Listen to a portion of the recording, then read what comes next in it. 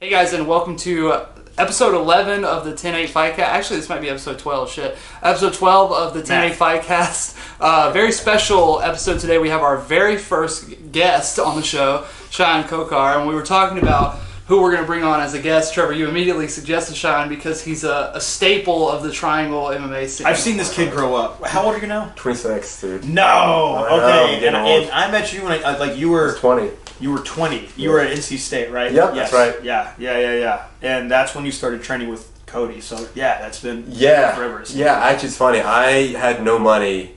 I was waiter. I was like serving tables, and I just had stacked cash. I totally cut Dylan off. No, that was a lead-in. Oh, was that a lead-in? That's what we call a lead-in in the business. Is this how you media? I know you're still getting used to that. Yeah, I'm still getting used to it. I'm like, oh shit, I'm so sorry, man. No, but so you were a waiter. You're good, yeah. So then I was Ubering from downtown Raleigh, or close to downtown NC State, to Durham every day, back and forth. And then when that ran out, obviously money ran out because there was an infinite, but I wanted to train. And so then like Kevin Satterfield, Sasquatch, him, my mom, this dude Brian Reed, which you know pretty well. Yeah, Brian's great. And Gene Kim would you'd facilitate, you drop him off here, I'll pick him up, all this other stuff. Yeah. So yeah, point being, it's been a long time. Yeah. Yeah. Circle back, here we are. And we were talking about cornering fights. You cornered a lot of fights. Yeah. Dude, I don't even know how many. You have a spreadsheet of how many fights I've commentated. Yeah, but that's idea I do 20 or 30 in a night, so it adds up quick. To corner that many fights over that many period of years, that means you're on every event. Every local event, you're cornering at least one person. And if I wasn't cornering, I was fighting. Right, yeah. And sometimes both. Yeah. And I've seen you do both too, right? I've definitely seen you do both. But today, guys, there's a bit of a drought in the MMA world, and we wanted to fill some time. After this week, there's going to be UFC on every weekend for the next 10 weeks. So we'll have plenty to talk about. But for this episode, what we're talking about is our favorite fights of all time. We've got a couple of categories. But I thought that this would be a good thing for us to talk about for our first guest. It's very open-ended, of course. We have some categories, like I said. You said that when I sent you the categories, you forgot every fight you had ever seen. Yeah. So I assume you went back and watched some or looked into some. I looked back into them, but I'm assuming as we discussed, things will come jog memory. Yeah, I had a few good ones pop back in. I was like, oh, sick. Yeah, I remember these fights now. Yeah. As we're talking about, I just remembered Poirier and Hooker. Well, that's still a pretty recent one. Yeah, it is. Yeah, I was going back to Strikeforce was one of my favorite live shows to watch back in the day. Shields and Henderson is one of my favorites. Yes. Yeah, I have a Strikeforce. Yeah, when we were talking the different eras of it and stuff like that. Yeah, I was like, ooh, goody. Yes, that's kind of how we did it. I wanted to do it by era. We also have a favorite female fight, but being that today is June 1st, the first day of Pride Month, I figured it would be best if we started off with the classic era category. What was your favorite fight from the classic era, Trevor? Okay, so it was. I feel like it was towards the tail end of Pride. Pride, this actually struck up a funny memory with me in watching Pride. I always had to catch it the next day. Right. It was really hard. There were a couple times I'd stay up for a New Year's show and you're watching it at 5 a.m. You're like, what the fuck is wrong with me? A house party would be ending and I'd be turning on a Pride fight sometimes. But it was something that I didn't get to enjoy live very much. I remember watching Vanderlei versus Dan Henderson while I was getting my oil changed one morning, and I'm just like, yeah, it's 8:30 in the morning. I literally no, it wasn't even on my phone. It was a Jiffy Lube that had a shitty little computer you could go on the internet with, and I pulled up a live stream and I'm just watching this fight. While, back in 1991, by the way. it was the early 2000s. I'm such a fucking dinosaur. No, I didn't get to enjoy it live too many times. There's great memories of Pride. They had a lot of great stories, but I always had to catch the highlights. My favorite. Sorry for the run back, but anything with Igor Vovchanchyn. Oof. Because man, you want to instill some hope in a short little guy with long arms. I'm like, fuck yeah, just fight like that. Okay, cool. Try to be like that if you're short. No, anything with Igor. I loved watching him fight. But my favorite Pride fight was the Diaz Gomi. Oh, just that because almost made my list. As someone who was a go-go plata is one of the weird things that I could understand how to do. I don't know, a go-go plata made more sense than a triangle back in the day when I was trying to learn 10th Planet stuff. There is something very when you see it, you're like, Fuck yeah. Okay, I get it. Yeah, It's somebody's foot crushing your esophagus. But it's also just like the kind of clash that Nick Diaz was, and like it was a bummer that was that fight stateside or was it in Japan? Like it was just wild that like Nick Diaz was such a clash of like how we could have a martial artist like in America a martial artist can be just all over the place, you know. Right. But in Japan, like the martial artist is like a civilized honorable person, you know. Yeah. Here you can have a philosophy major as a martial artist. You can also have like Nick Diaz, or you can even have like I don't know, name someone awful. Who's the guy that dated Christy Mack? Sean Strickland. Oh no, Warhammer. War Machine. War Machine. Yeah, like that dude. Like, you can have guys John like Copenhagen. Copenhagen, Copenhagen. Yeah. Copenhagen. A brilliant documentary on that whole situation on YouTube by a channel called JCS. Really? JCS Crime. Yeah, Oh my super God. good. I think it's illegal Hour to and a use half. that War Machine, isn't it? Yeah. He like, did this have is to. insane. He did have to legally change. His A lot of those guys dude, that went to Japan his a lot. CTE they kicked changed in their early, but no, like Nick Diaz, like that was just like it was so cool to see the culture clash of martial artists that is Nick Diaz Go to the Japan. Japanese Yeah. audience, Yeah. get high as fuck, and then go plot their star, like, and I'm just like. After a great fight. Number one, like it was just like one of those like number one motherfuckers. Like the first thing you yell is like USA! Like as like a kid who would like just order like a team Nick Diaz like fucking hoodie and shit like that. Because I'm like in my early 20s when that fight happened, and I'm like fuck yeah, like it was like fuck everybody, America's number one, go Plata's and weed, bitch, like.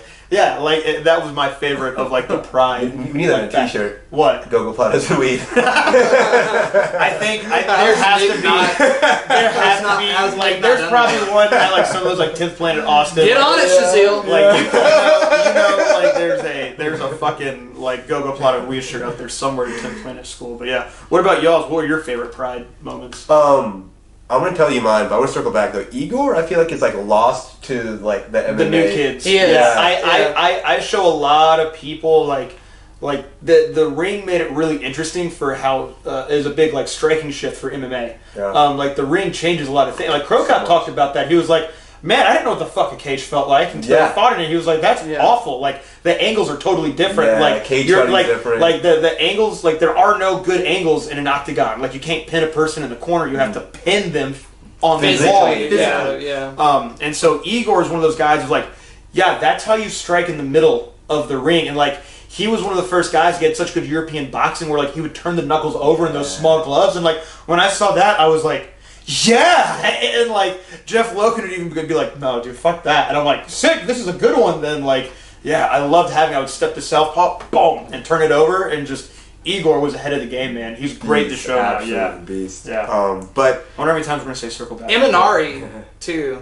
Imanari also kind of lost on modern people, but like people forgot. People see what Ryan Hall does, and they're like, I don't see how that could ever work in high level MMA. And I'm like, well, but there was a guy who was doing it 20 years ago. And Imanari's still fighting and won. Yeah, like still fighting. You know?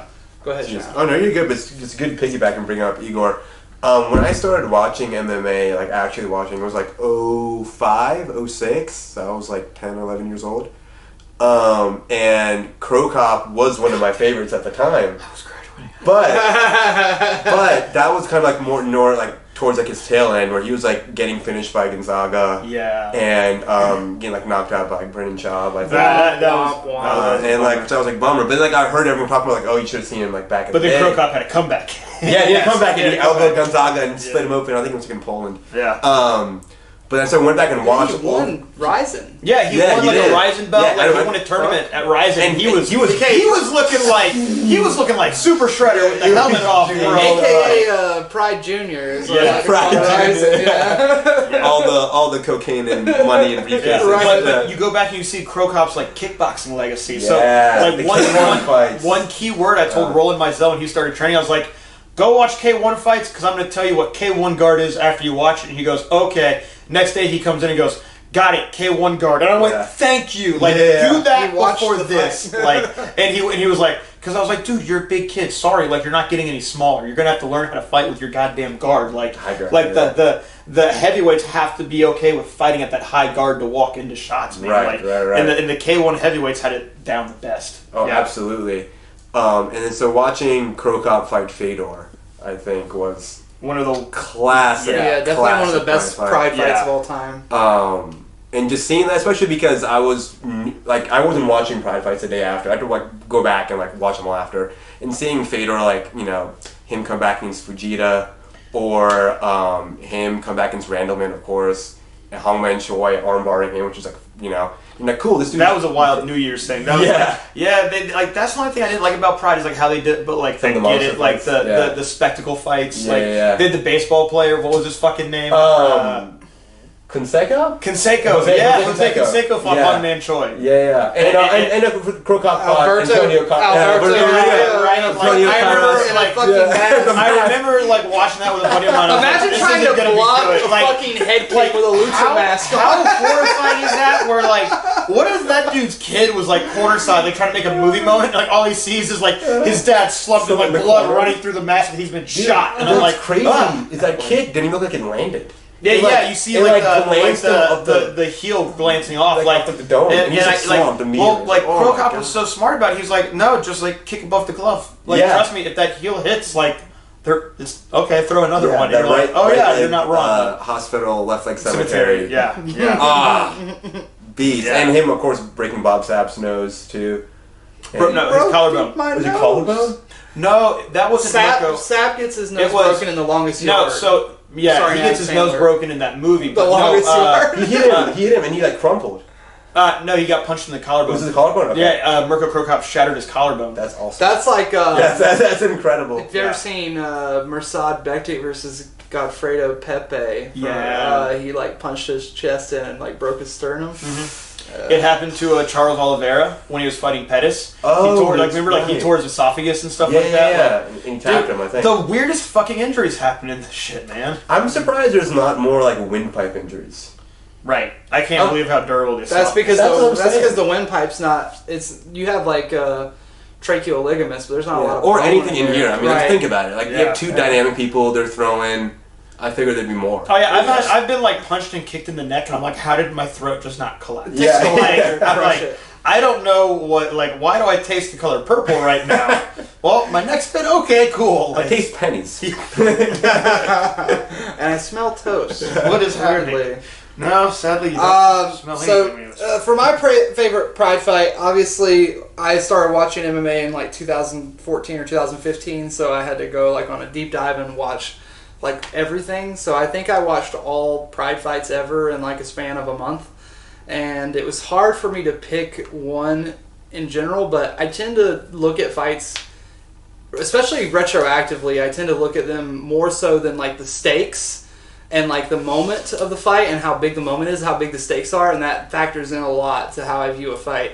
And for the stakes and what was at stake in this fight, I have to go with Sakuraba versus Royce Gracie. Ooh. You know, he beats Hoyler, Royce comes out, they fight for 90 fucking minutes. Royce takes his first L in MMA ever. Sakuraba kind of begins to become known as the Gracie Slayer. And he's also just like my favorite Pride fighter in general. He didn't really have any other kind of meaningful success outside of Pride. He is Mr. Pride to me, you know? Like, that was his time. And he was really embraced by Japanese fans, obviously, during that time. But that 90-minute fight with Royce, you can watch it, and if you don't know what's happening, like if you've never seen it before, you know, it's easy to forget that it's the length of Toy Story 1. You know, it's easy to forget. It'll have you on the edge of your fucking seat throughout the entire thing. And you just don't see shit like that anymore. It's like a movie thing. Like in a movie, two guys would fight until there was a submission or a knockout. You know, there would be no decision, no round scoring. You know, that's something that never really happens in real life, but it happened at this event. Not every movie is They Live. Yeah, exactly. I think it's very interesting that we all had Pride fights listed, despite the fact that we said, you know, WEC and Strikeforce and all this stuff could be included. Were there any other fights from those other organizations that you guys had? Golly gee willikers. Because I had Leonard Garcia versus Chan Sung Jung as a backup for in case somebody said Sakuraba versus Gracie, and I think that's like my favorite Strikeforce fight of all time. Faber versus Aldo is up there. Yes. The lady just called me twice. Sorry. Oh, it's okay. No, it's okay. Do you have a favorite Strikeforce fight? Strikeforce. Henderson and Jake Shields. Yes. I like Jake Shields a bunch. The fact that he's able to control Henderson on the ground, incredible. Yeah, Shields kind of had a weird trajectory through MMA, you know? Yeah. He got, I believe he was cut off a loss, I may be wrong. Or off a win, I may be wrong. Or maybe it was like one loss or something. But I remember he got cut from the UFC. And it was like, I remember being like, that's weird. Who was the guy who always, just Fitch? He was the guy who got cut off of a win. That may have been Shields is the guy. Yeah, I think Shields got cut off of one loss, but Fitch is a guy who they deemed was so boring that he had to get cut off of a win, which has got to feel horrible. Can you imagine? Talk about job security. He's in there round 3, like, man, I got a minute left, all I do is win. And you do. And you lose your job. Yeah, you get your win bonus at least. So that's you got true. Yeah, you can't get mad about that. More of a training emergency than a... Training emergency? She's trying to set up some sessions with Schroeder and like someone with like for judo and some wrestling, and I'm like, okay, sure. I remember watching... what were you guys talking about? So I heard you guys talking about Strikeforce. I had some Strikeforce. Yeah, please. No. What was yours? Can we recap what I missed? Garcia I feel like the guy that fucking left the movie and is asking you like Jake Shields. Jake Shields and Dan Henderson. That was Strikeforce. Yeah. Shit. So for Strikeforce, Tyrone Woodley, Nate Marquardt. Oh my God! How did I forget? Out, right? Dude, that was so brutal. That was like that one, like that knockout, like really sticks out because like they were like Nate Marquardt was supposed to lose to Tyrone Woodley, but dude, he just veteraned the shit out of him. Like that was so wild to see. Like Nate's composure is what like got him past Tyrone's athleticism. Yeah, right. And that was kind of when people first saw a clink in the armor of Tyrone. Mm-hmm. He seemed to be pretty unbeatable, but I feel like that loss to Nate kind of followed him. That's what made him into a champion. His career too. It did make him a champion, but it also, even into his championship run, people were like, if you can outlast his athleticism, he will give up eventually. Mm-hmm. And he became the guy who was veteran people when he fought Darren Till and all this other stuff. But if come up against a guy who has more athleticism than Tyrone, and he's going to just kind of fade away. A crafty veteran at that point. You know, I mean, he'd been around for a long time. And he stayed around for too long. You had Chain Sung Jung and Leonard Garcia from WEC. Did you have a favorite WEC? WEC? Oh man, no. God, like that was those were the fights to watch. Like when they were at the peak. Condit back in the day was on there. Yeah. So I had if you haven't seen the Cerrone Varner fight, Donald Cerrone, and this is like peak Cowboy. Because I knew who Cowboy was from Muay Thai before he got into this, and I was like, holy shit, he's doing this now.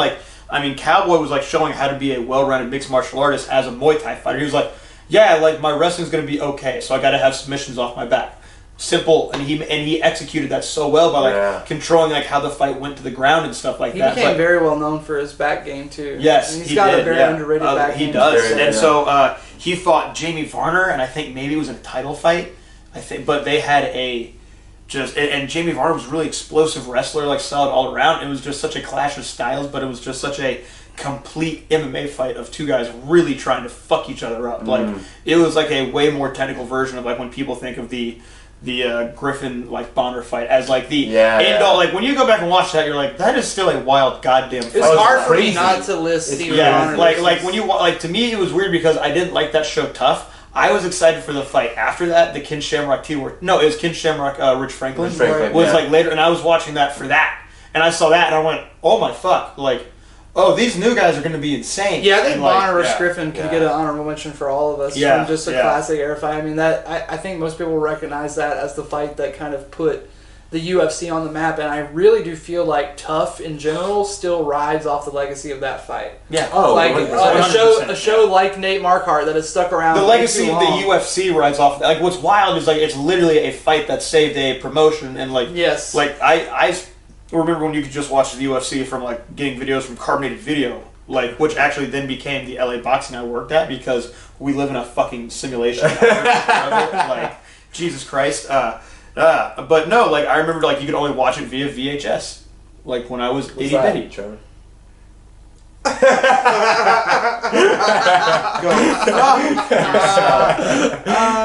I mean, I know you can beat me up with one arm tied behind. Professionals will say, "Yeah, you can't take a punch," and I'm like, "Fair enough. I'll listen this time." So, but yeah. Like I remember like having to watch like some of these fights. Like you couldn't find pay-per-views for them. Like when I was a wee little kid. But like when I was in high school, like we'd try to like scrounge together and like see whose parents could let us like snag a cable box or some shit. Yeah. Like it's wild to see like what the UFC became after The Ultimate Fighter. For sure. Speaking of after The Ultimate Fighter, we're going to talk about next up the pre-Reebok era of the UFC. Lots of good fights here, and I think that mine will inevitably be taken. I'll have to resort to my second one, so I'm going to let Trevor start again on this one. Oh, for the pre-Reebok? Oh, did I say it earlier? Or? Oh, okay. Oh, so my pre-Reebok era. So this to me was one of the first like, and this is from UFC 34 or is it 34 and a half? Because they aired only like this one fight on Fox Sports, like back in the day, and it was Chuck Liddell versus Vitor Belfort. That's a good one. That's a good one. Great. Like when you watch it, like Chuck Liddell is doing like takedown feints and stuff like that. Like Vitor Belfort's hitting like legit like butterfly frames to get back to his feet from Liddell's takedowns, and you're like, holy fuck! Like this is a legit like when you're growing up, like me as a person who's seen the UFC from its like beginning to what it is now, like you've seen martial arts take such a shift. Where it's like, especially in the UFC, and like so even by like from UFC 1 to UFC 34 and a half, was it the half? I think it was. I think it was the half. Like and so like it I'm like, oh fuck, that's a full MMA fight of like what Chuck could was be. their big ticket back then. Yeah, he was. Chuck was like they and were even like Vitor Belfort, like there were two like homegrown big names from the UFC that were showing like this, like they're trying to get better. Like they're showing that these fighters are like fight by fight, like how like because you could see Vitor Belfort from his debut in the UFC to Chuck Liddell having like it was like maybe his second or third MMA fight in UFC. So you see these guys both start fighting in UFC around like 8 or 9. Vitor Belfort more around like 3 or 4, I think, right? Yeah. And then you see them fight at UFC 34 and a half, and you're like, what is this wizardry? And it's the most like basic day one shit. Like if you watch that fight now, you're like, oh, that's the best amateur MMA fight I've ever seen. These guys were the cream of the crop then? What the fuck? But like now you think about like the local amateur MMA scene and stuff like that, like you're seeing fights that are like that, like fundamentally well done. Like they were both trying to fuck each other up. Like it wasn't a wild dog fight. I was like, that's a legit MMA fight. Like two guys both like using legit jiu-jitsu and frames and wall work, counter wrestling, counter striking. You're like, oh, it's a new level now. You remember when Vitor used to come out with the graphic card where they would list Victor Gracie, where they would list all of like the attributes and they would be like no weaknesses. They would never do some shit like that today. Can you imagine a UFC fighter coming out and it's like, you know, gives like 16 wins by KO, no known weaknesses. They would never do some silly shit like that. I forget which old fight I was watching. I don't remember at all. But one of the category, the strengths they had from was like is strong. And I was like, which intern is making this? Like, but was like Rogan himself writing these? I'd love to go back and do some like UFC 1 like rewatches with like, some of these young guys. Like when you see like the personalities of these guys, because like those remind me of a lot of my first martial arts. Like even like some like the old school cats like Dale Fry that's around, like they're such personalities and they were all just as batshit crazy as you see, but like in the best way. When you have like these UFC 1 and 2 and 3 intros of like the karate guy, like the Canadian guy with the mullet. If you're coming on, come on. Yeah, that guy, by the way, later on, that guy went on to drive his truck. I was about to say, didn't he go to jail? Because he was trying to go after his wife, who he thought was in there. There was a big baller, but she wasn't even there. He just thought she was. And I'm like, man, that is a hell of a. Remember homeboy that Gary Goodrich like flipped over in crucifix? Paul Herrera. And then that's what Paul Herrera was a great grappler, and he gets crucifix. One of the most brutal KOs to this day I've ever seen. What's great is Reebok era fight, Shayaan. Oh man, okay. This I have 2 here. Feel free. I mean, if you got a tie, you got a tie. Okay. I mean, that's why I said I wanted people to have more than one. Actually, the second one's kind of the first one's kind of a trilogy. And we're going a little further along, but Green Maynard, Frankie Edgar, 2 and 3. Yes. Incredible, and just not even the fights themselves, just the story. And Frankie Edgar, I mean, is known for getting rocked early in his fights and just like somehow breaking his nose as soon as like the That's wind blew definitely by. the fight that defined Frankie Edgar. 100%. Defined him. He lost to Gray. He draws with Gray, and he finishes him in the third fight. Yeah, it's like you look at the entire that was a incredible phenomenal like trilogy. Like that was cool to see the UFC really being able to start pushing trilogies like boxing. Yeah, because when you see a lot of like the current like the modern like ESPN content, it's copy and paste of what they already were doing for boxing promos back in like the early 2000s, the late 90s. It's copy and paste, and like ESPN just took this product and like rewrote it. It's proven. It's like and it was so great to see so much story develop with those fights. And I'm like, oh yeah, MMA's changing, and like it's like what fight was that on like the UFC 70 times? Something like that. I can't remember. No, wait, no, that's still because around 70 was still like Forrest Griffin and Tito. The numbers, I've never known the numbers. So I I'm trying to think. So it has to be around like the UFC 90s. I always go from, but that still goes into that like that 30 fight jump you can see sometimes of like the UFC. We talk about everything like growing in changes and phases, and like it's been wild to see where it keeps elevating to, and like how those two have like evolved throughout each fight. Yeah. Absolutely. Yeah, Gray Maynard kind of rode the legacy of that trilogy for his entire UFC career. Like, Absolutely. He got to stick around based on how good those fights were. And the fact that Frankie was champ at 55, and he's a small 35er at this day and age is ridiculous. Yeah, Frankie's accomplishments, I think obviously he's a Hall of Famer, but I think 100%. That, especially in the modern era, people have kind of forgotten that he... And he beat BJ. I was about to say, that's another person who people kind of make fun of nowadays is BJ, but BJ was no fucking joke back then either. But back then, like Trevor said, the meta of MMA was such a way where a smaller guy could go up and win, and when you see like Frankie Edgar versus Corey Sandhagen, like you see vintage Frankie Edgar coming out. Ortega's the worst, but you see that was a rough. No man, we watched that together. But here's the thing, dude. Corey Sandhagen threw what? 2 or 3 strikes? Like no, I'm sorry. Like I just mean that face plant and stuff. Like that Ortega fight was a rough fight to watch, but like how Corey Sandhagen was like just in the ones and zeros ahead of Frankie. You're just like. Well, this is horrifying what these fucking kids are coming up with. Like when I was talking to Evan Arredondo about like that room, I'm just like, yeah, fuck all that.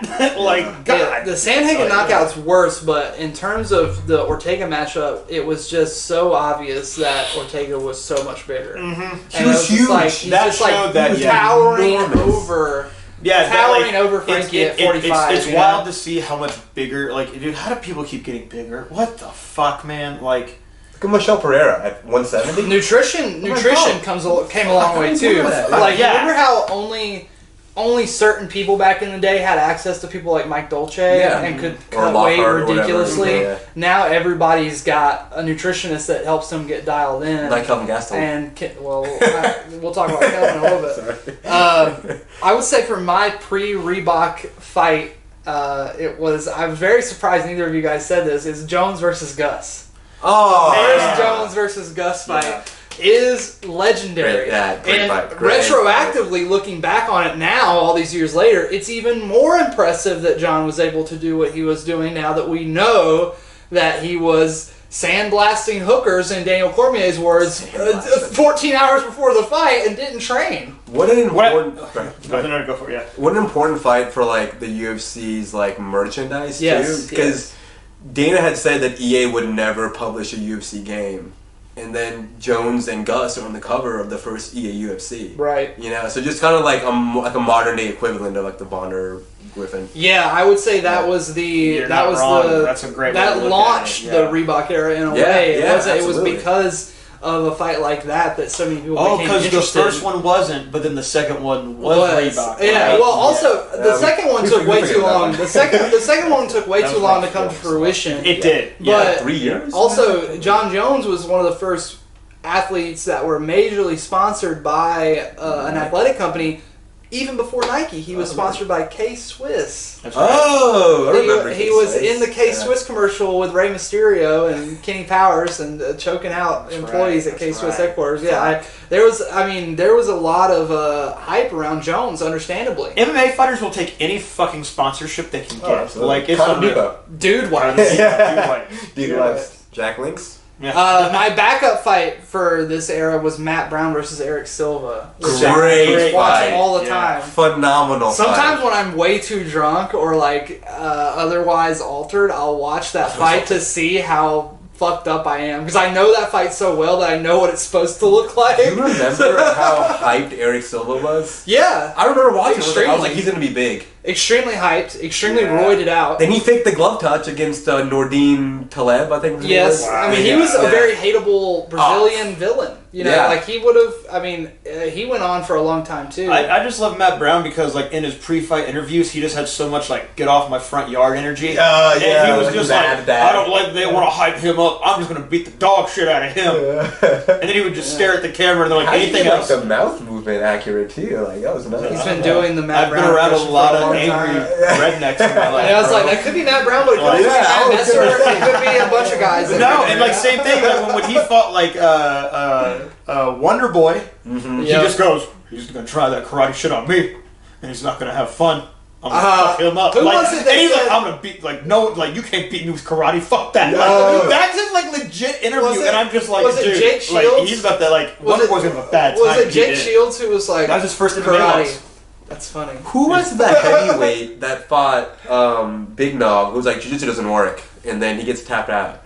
Oh, he was a big asshole. He was. Big asshole. It wasn't Brad Ebersol. It was... No, it wasn't Ebersol. Like, this dude, he, like, at one point came Yeah, out, like, he super was- hairy at one Yes, point. yes, he was very hairy. He was very, very hairy. It wasn't Ben Rothwell. No, it's a taller, douchier dude. You know like, who that is? I mean, look it up. We got some time. Okay, Yeah. I'm curious. Yeah, Big Nog. What's He fought him in the UFC. Yeah. Yeah, you see. Yeah. But my backup... But like, this guy was like this was like a gimme fight for Nogueira. Like, Yeah. Nogueira needed a win, so they gave him this guy. Like, this guy like came into the heavyweights at the right time. Like, he lost to like Tim Sylvia, I think, or I don't know, man. Was this guy pre-Tim Sylvia? That's one who got like, man. Tim Sylvia got so much hate, but I was like, Dave Herman. But Dave fucking Herman. Dave Yeah. Herman. Jiu-jitsu doesn't work. And How it started, Jiu-jitsu doesn't work. How it's going. I mean, Dave Herman fought 2014.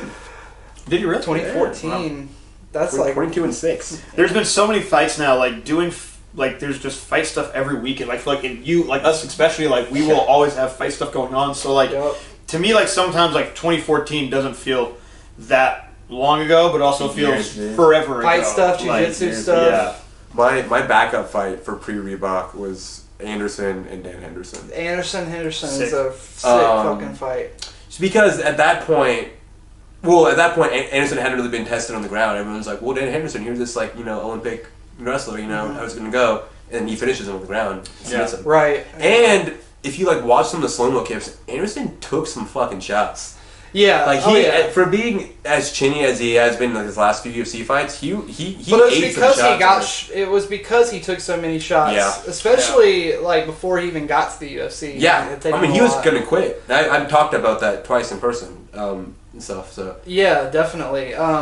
Yeah, I know that you've done 2 seminars with yeah, Anderson, he's right? the man. I mean, Anderson's my hero, so I'm very biased. But yeah, I mean, to meet your hero and not be disillusioned by them says that they're probably a good person. Dude, such a cool guy. Right. Such a cool guy. I was blown away to see his transformation from Pride to the UFC. Right. Yeah. Like And now boxing. and now boxing. It's fucking crazy right. what he's doing, bro. In Pride, like he was good, but like in like Cage Rage, his fights were awesome. But like Yeah. for who he was fighting, I was like, you didn't really quite see that for like what he ended up doing in the UFC, and I was like, Do you what know the why? fuck? Do you know why I think that is? My theory on that is because fighters outside the UFC, especially in Pride, were more used to dealing with traditional martial arts. Well, I also That's that's actually also really you know Anderson. funny, yeah. Anderson was a good mixed martial Also, artist, like but he the- had great traditional martial Yeah, arts. and like fighting in the ring is not favorable. Like even though like that's a striker's background, fighting in that ring is still like not favorable for anybody. Right. It sucks to fight Yes. in the ring.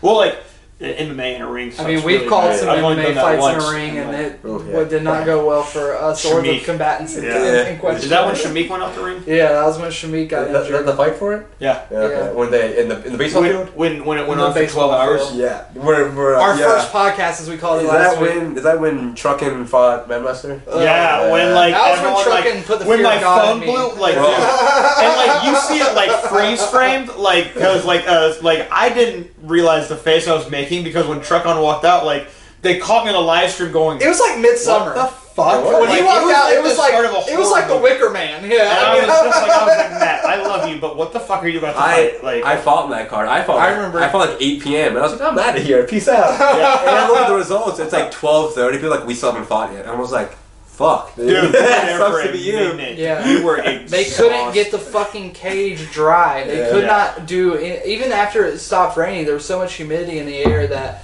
Every time somebody took a step, they just fell I felt over. like, have you seen that movie, The Goods, Buy Hard, Sell Hard? Yes. And they have like the DJ on top of like the car sales place, like trying to stop the riot. That's how like, like I'm in control. I have the microphone. Sit the fuck back down. Like get a beer. Yeah, like, you had to corral some motherfuckers. Dude, it was rough. Yeah, me and Tony on the desk. I remember Cliff Gunderson almost killed Jordan Fox. Someone backstage passed out in between my second and third rounds. I remember that, and it caused that delay. And I was like, y'all, like, don't boo. This motherfucker got hurt. What are y'all doing? Passing out from drink? Like, shut up. Like, relax. Like, it's hard to do this. Of course, he passed out. Backstage before a fight, you pussy.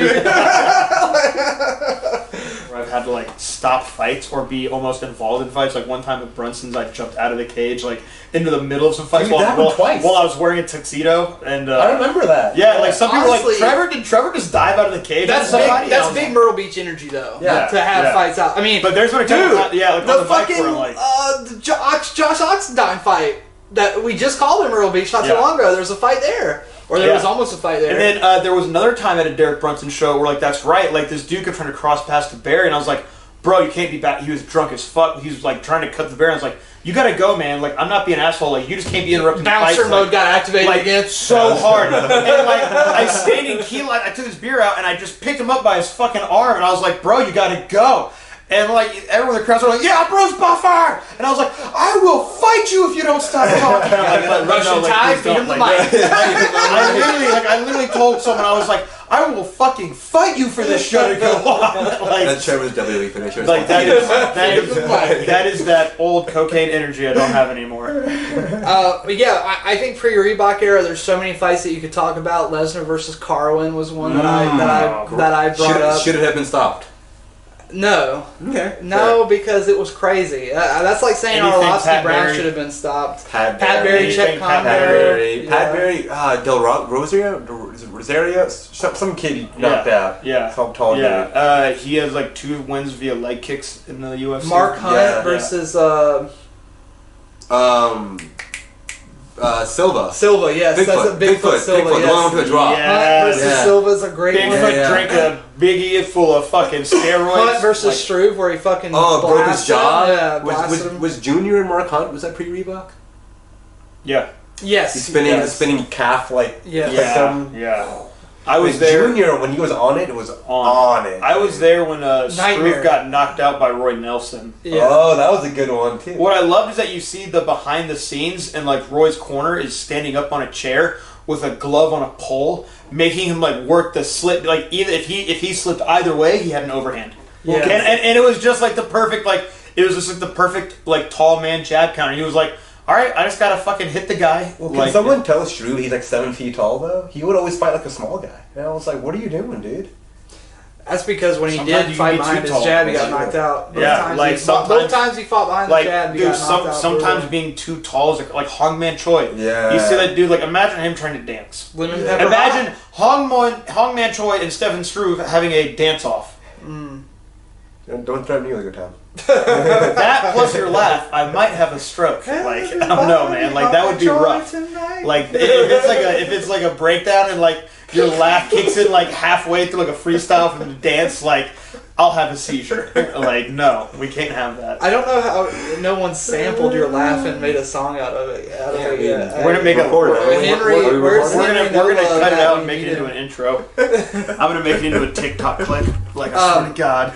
But the modern era, the Reebok era, the Venom era, whatever you want to call it, they're, because of the things we've mentioned previously on this podcast with how MMA has evolved and martial arts have evolved, I feel like the fights just get better and better, which made this category the hardest. My Reebok one is pretty recent. Go ahead. Okay.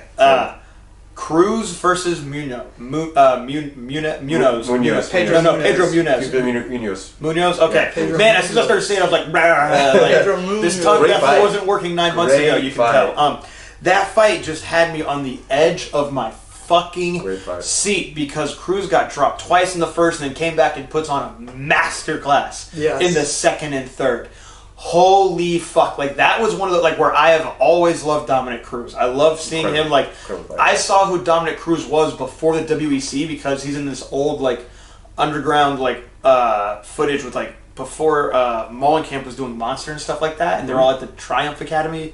Maybe it was before that. And he beats the shit out of, like, some dude that walks into the gym saying he's a ninja. The ninja video. Have you seen that? Like, that's when, like, Cruz, like, was pre-WEC. He had, like, a bowl cut or something. Yeah, he did, yeah. So, but that fight, man, like, I was, like, on my feet, like, pacing. I was, like, no fucking, like, I felt like I was watching that fight, like, there. Like, that was, like, there's just, I don't know, being such a long-time Cruz fan, that is just the fight, like, off the top of my head of, like, post-Reebok. I'm like, this is modern MMA striking, motherfuckers. Like, this is the game. Like, that's it. Like, right there. Like, it was amazing to see that fight. For him to tear his ACL, come back, fight, who do you fight? Mizugaki on one of the Mizugaki. and, like, blitzed him. Yeah, destroyed him, like, within, like, 3 minutes. TJ. And then tear his ACL again, and then come back and immediately fight for the title, and then win it. And masterclass TJ Dillashaw. Yeah. At peak TJ. I don't know. I think that fight's a little closer than most people remember. It was close. It was close. Like but for him to even be competitive. But for him to fight, but here's the thing, for him to fight on the balance of just close enough and just just far enough away of TJ's like best strikes, like where he kept himself that entire fight, like on his toes the whole time for 25 minutes, like incredible discipline. It's like the mental fortitude to have that, because he literally fought where, like, TJ knew he couldn't take a step back, and TJ knew he couldn't throw his best shot, and he just stayed stuck, like, in front of Cruz, like everywhere Cruz went was like just off the wall, back on the wall, like, and I'm like, no fucking way. Like, that was, I remember being in a different universe when I was watching that fight, and I was like, which makes what Cody Garbrandt did to him so impressive. Cody Garbrandt versus Dominic. That was a masterclass. That was one of those fights where at the end of it, I was like, fuck, that was hard to watch, but goddamn, was that impressive. Yes, like, exactly, yeah. Like, as a coach, I'm like, hell, there's times when, like, my guys will lose a fight, and I'm like, that was hard to do. Good goddamn job. Like, fuck. Like, Yeah, I just feel like for one night only, Cody was the greatest bantamweight of all time. He just, he never looked like that in another fight. Nope. Obviously, it didn't look like that against Pedro. Dominic Cruz has never been embarrassed like that ever. No. He was breakdancing, like, it was. And he was completely clowning on Dominic. We never saw that Cody ever again. Yeah. No, but I mean, he fought Pedro. All he did in that fight, if you go back and watch it, it's actually quite simple what he does. He just retakes center every time. Like, he just walks back towards the center and pulls Dominic in, and he never fought like that again. Yeah.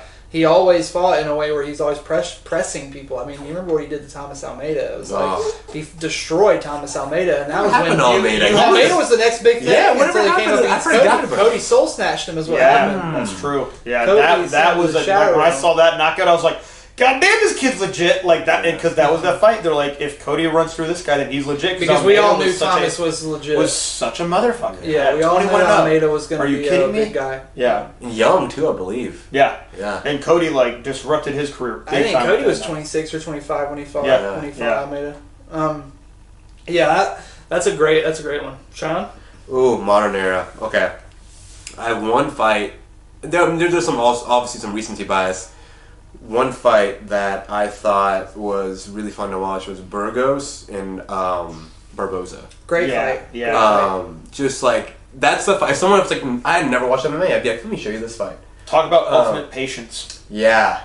Because I love how like Edson lands that right hook and then just goes, wait for it. Yeah. Wait for it. There you go. Because he's like, I know I got you. I know I got you. Like, that's one of the wildest And it was scary at the time, though. You're like, there was a brain hemorrhage? There was a gasp. I remember like when that happened. Like, we were at a bar and like we hear everyone just go, because like that's not normal. Like I've seen some like late reaction shots before. The body, I have. The body, like from the body, like. I've seen Kendall Morris versus Ahmed Kamis at Fight For It. Yeah. So he rocks him and hops on him, and he's against the fence like this, and Kendall's like pounding on him, and they call the fight off, and then Ahmed stands up to protest the stoppage, and he's like talking to the ref, and then suddenly he just slowly like starts stumbling forward and just gets knocked out like a second time, basically. I mean, it was pretty crazy. Rough. So that's why when I saw the Shane Burgos thing, that was what I thought of like immediately. Myrtle Groenhart, like like in Glory. Yeah. In Glory Kickboxing. That was a he's doing MMA now. Old Myrtle. But no, Groenhart, like he hit a dude. And the guy literally, and this is a true thing, like like you see some shit, like if you're around this much CTE, like he hits this guy like mid-fight, and the guy just puts his guard down, turns around, and it's like he's just walking. It's like he's going for a Sunday stroll, and you know what? Like I've seen that in the gym, like that's happened to me in the gym, where it's like, why am I sitting down right now? And they're like, well, I hit you over here. You just turned around and went and sat down, and I went, seems about right, and then I'll go spar again, like been there, like that's a bad, because like he's walking away, and guess what? Like technically, like Myrtle didn't do anything wrong with doing that follow up shot. Like you got to protect yourself. Like guess what? If you put your hands down and walk away from someone to fight, like you have to protect yourself. Like I heard these rumors that were like he thought he heard the bell, like, or he thought he heard whatever. You can get hit so hard, like there's an actual ring to it. There is. Like I mean, a lot of people did say like he must have heard the bell. And I'm like, he also could have just gotten hit so hard he woke up in a grocery store. True. Also true. I've woken up in a locker room and it's like, man, how long was I gone for? And they were like, well, from the ring, it took you a while to get here. And I went, go on. Why am I wearing these Air Force PT shorts? You're in the military. I think an important distinction to make, though, is that, like, best fight doesn't have to equal, like, best performance. Right. Just like a fight that, like, you enjoy. Like, there's been so many when we get to my fight, a lot of people are going to be like, that was a shitty performance, so, you know. Yeah. So, I guess, backup or second, whatever you want to say it, is Holloway and Calvin Kattar. Great fight. Which I don't think actually is a great fight. I think it's a great performance by Holloway. I think Holloway's beat shit out of him. It's a marvel to watch. It's a marvel to watch. It's you fun watch to watch it and you're like, how is this possible? Yeah, I don't think it's competitive, but I thought it was like, this is incredible. What I love is like the most violent fight in sport history, like recently, also happened on like, that was on ABC. That was on Disney Network, and I was like, like some kid just went from a Disney movie to seeing Calvin Kattar like get his face turned into a hamburger. Like some kid was now like, I'm addicted to violence. Like, Mommy, I want a Holloway action. And now he signs up in a kid's class. Like, here we go. But for him to land like these combos, look at DC, say I'm the best boxer in the UFC, and slip like 3 punches afterwards. It's incredible. Who's your? I have like some backups. Like, who's yours to make sure I don't, Dylan? To make sure. Oh yeah, go ahead. Do yours. So like I said, I think that stakes. When you talk about what makes a fight important, the stakes of a fight matter quite a bit. I also was going to have a separate category for title fights. Maybe we could just talk about that a little bit. That could be a different episode. But I thought about it a lot, and I was like, maybe not. So. Outside of a title fight, there's a fight that I think has a lot of stakes to it that made watching the fight very compelling and very interesting, despite the fact that it's not the greatest fight of all time. Okay. It's Conor versus Nate 2.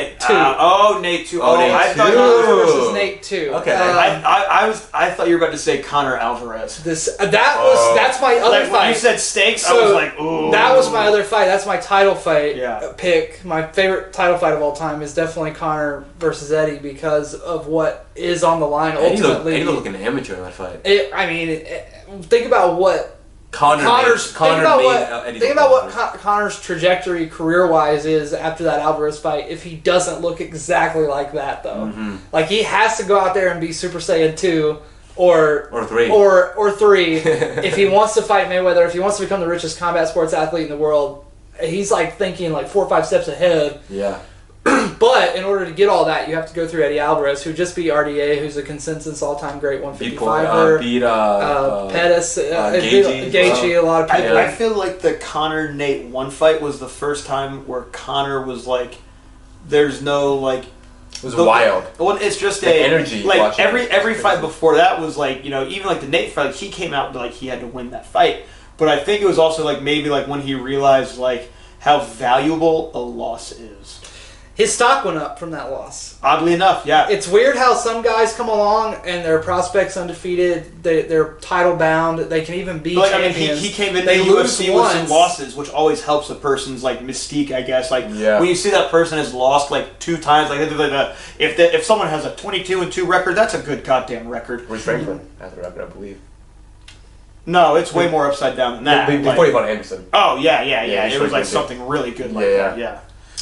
But yeah, Conor versus Alvarez is a great performance, but Conor versus Nate too, the stakes on it. Yeah. There's so much at stake in terms of what Conor has to. That was like watching a movie unfold. Yes. Like there's so much press behind that. I was like, oh fuck, this is like watching a movie. Also because Nate had finished Conor previously, there was this air that either guy could finish each other at any moment. Yeah. And while you're watching the fight live for the first time and it's unfolding in front of you, you're feeling that. I think in 20 years, especially when Nate gets knocked down like 3 times in a round. You're probably going to see a movie based on like that. For sure. Kind of like how like that movie The Fighter came out. Like, I feel like they could do something on like the Conor Nate trilogy. Yeah, if they're gonna make a movie about Conor, that's probably going to be one of the most like climactic scenes. Just jumping off what you're saying, I think like there's like this fight in itself, I don't think is like a fun fight to rewatch. But at the moment when you're watching it and the stakes, like you're saying. Francis and Stipe won. Yes. Which, like, if you rewatch it, you're like, it's not really that fun to fight. We watched together as well. Yeah, we did. But when you're watching it and you're like, this could, anything, what's happening, and like, it's so funny. Those are fights you can't rewatch. I watched you watch it at one time and you're like, it's frustrating. It was like watching Blachowicz versus Adesanya. You're like, I don't blame you, dog. Like me, I'm just like, as a striking coach, I'm like, I don't fucking blame you. It's like I watched Stipe versus Francis 1 with you, and then years later I watched Francis versus Stipe 2. That's right, we watched it. Yeah. That was woo, Jesus. Gane versus Francis. I watched with you, and I remember we were watching with Saeed, and Saeed was like, what do you think is the craziest thing that could happen in this fight? And I'm like, it would be pretty crazy if Francis just wrestle-fucked him for 4 rounds. That's right. And then he proceeded to wrestle fuck D1 and Ngannou showed up, baby. Ngannou just fucking shit up.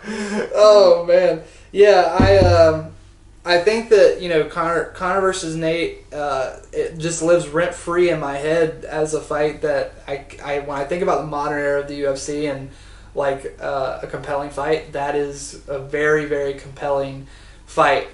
Doo-Ho Choi versus Cub Swanson. Oh, Superboy. That was the first fight my ex had ever seen. So the first time my ex ever watched MMA with me, she went to watch that card with me. And that was like the first fight she ever saw. And she was like, what the fuck is this? The first MMA fight Talia watched with me was the Zhang Weili Joanna fight. It was also Conor Cowboy.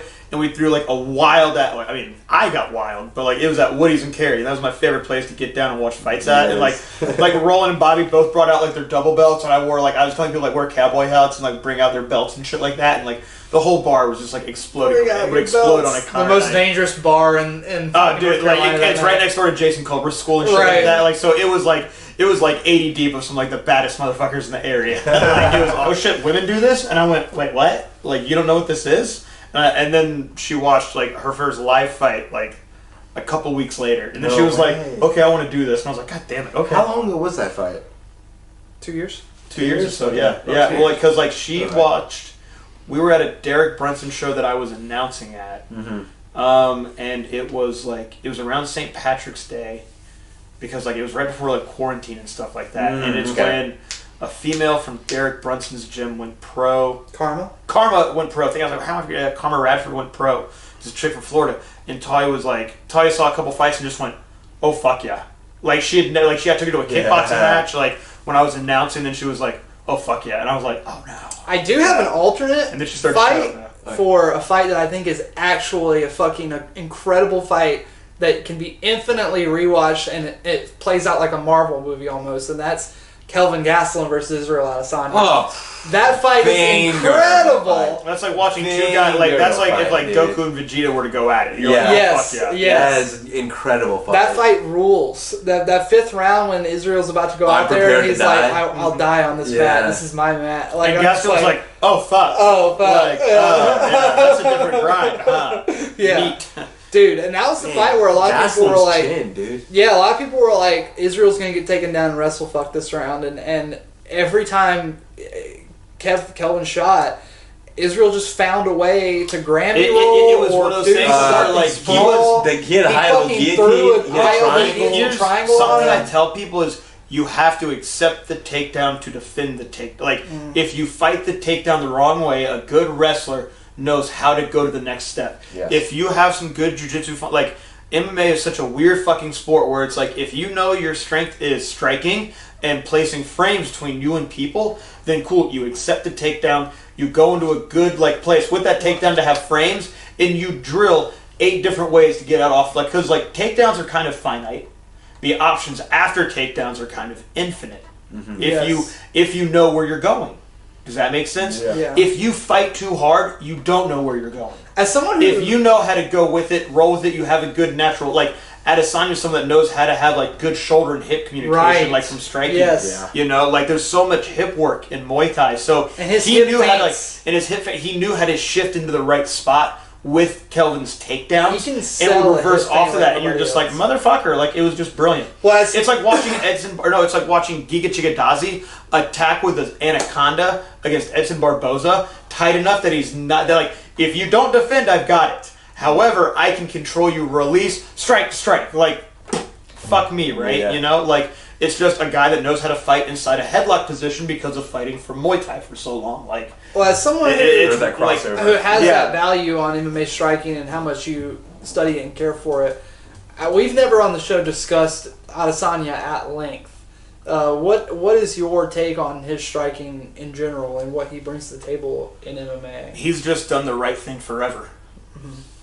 He is the guy who is the perfect athlete for combat sports. Like, and even a long time ago, like when you start seeing, like, as a short guy, like when you start seeing like some of these like tall, lanky, like middleweights, like you start going like, man, like that tall, lanky frame is like the best frame to have for martial arts. Like the big, bulky frame can have like some good attributes, but that can also create gaps.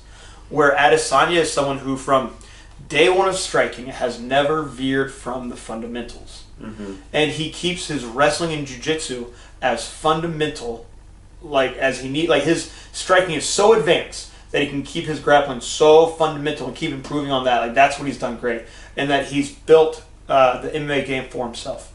He knows himself so well from having so many fights. He's like, and his coaches are also, and having his coach Eugene also being a BJJ black belt. Like, he's also, like, he's brought Adesanya in for so many MMA camps where he's like, hey dude, I need you to help this guy train for this guy because he's fighting a lanky kickboxer in this MMA fight. So even from the get-go, like, Adesanya was learning how to use frames against a cage. When you see Adesanya hit the cage, like, he uses frames from BJJ and Muay Thai. He doesn't try to wrestle back. Like, he knows his game well. He doesn't have a body to wrestle. He has a body to Granby roll because he knows where to go to with it. Like, he knows, like, you have to, like, to do, like, so many turns and twists with your body. Some like, long fucking that little internal gyrosphere stays with, Yeah. like, your ground game and your rolling game.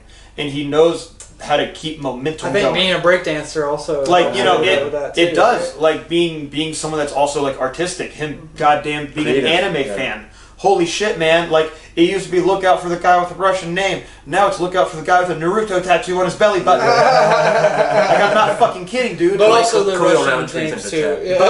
yeah, man. It's like he was born for this shit. Yeah. Like, he really is like the descendant of some Zulu fucking warrior, and that's where we have him at. But, like, he's done the right thing from day one, and he's never veered from it. The only time it's gone wrong in MMA so far is where it was like, okay, yeah, maybe 205 isn't where I should be at. Yeah. He got a little ahead of himself. Too big like, for him. It was just too big for him. like, now, like, it's a bummer because now, like, we all know that John Jones would absolutely mollywop fucking Yes. Izzy, like, you know, because that's just how life be. Maybe not, because John refuses to wrestle in the past, like, 3 or 4 years, 5 years. He's also smart enough to, like, know when to use it. But John's like... If you think John Jones won't take down Stipe Miocic, you're goddamn Well, yeah, wrong. I mean... It was like 1-0, so when John Jones and Daniel Cormier fought, I was like, John Jones is going to counter Daniel Cormier, take him down once, and you're going to see Cormier break. And we watched it together, and I just went... Hey, I think Cormier is about to break Dewan. But that's because like at that time he was like so focused on trying to get his wrestling better. He's like, he's an Olympic wrestler. I'm like, John Jones is John Jones. It doesn't matter. That's the difference like, between 205 and 225 for John is that John is afraid, in his own words, he's afraid of heavyweights. Yes, and he will take them down. But he has at the perfect 205, heavyweight, like he's just versus Dominic, versus Anthony, versus all these guys, he beat them, but he entertained them in stand-up point striking battles.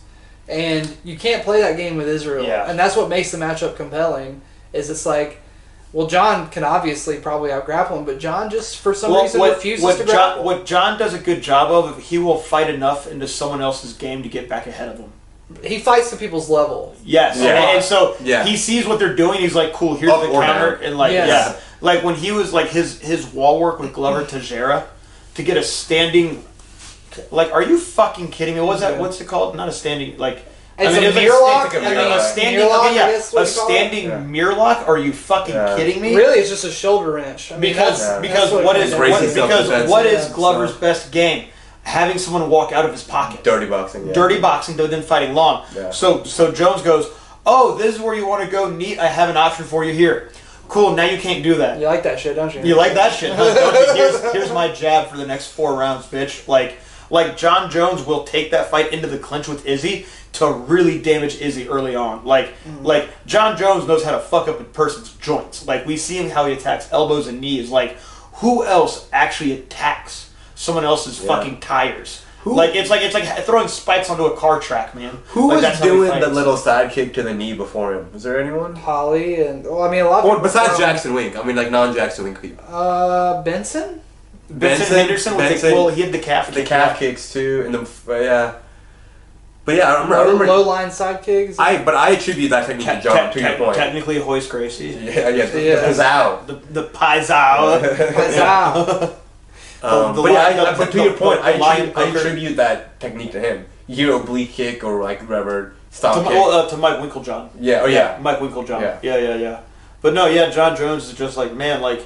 It sucks to see that fight, because like even me, I was like, man, I'd love to see Izzy fight John Jones. After the Jan fight, I was like, don't care anymore. I don't want to see Izzy get hurt. Like I almost felt like the UFC thought that Jan fight would set Izzy up for John, but then he lost. That's what they were hoping for. Yeah. Even me, I was like, man, if he beats Jan, the Jones fight's gonna happen. Yeah. You just couldn't knock Jan. Watching that fight though was so frustrating. I was watching with commentary, and I was like, man, this fight is not as close as they're trying to make it out to be. I thought Jan was handedly winning. The whole fight. That's what I thought. Even the striking.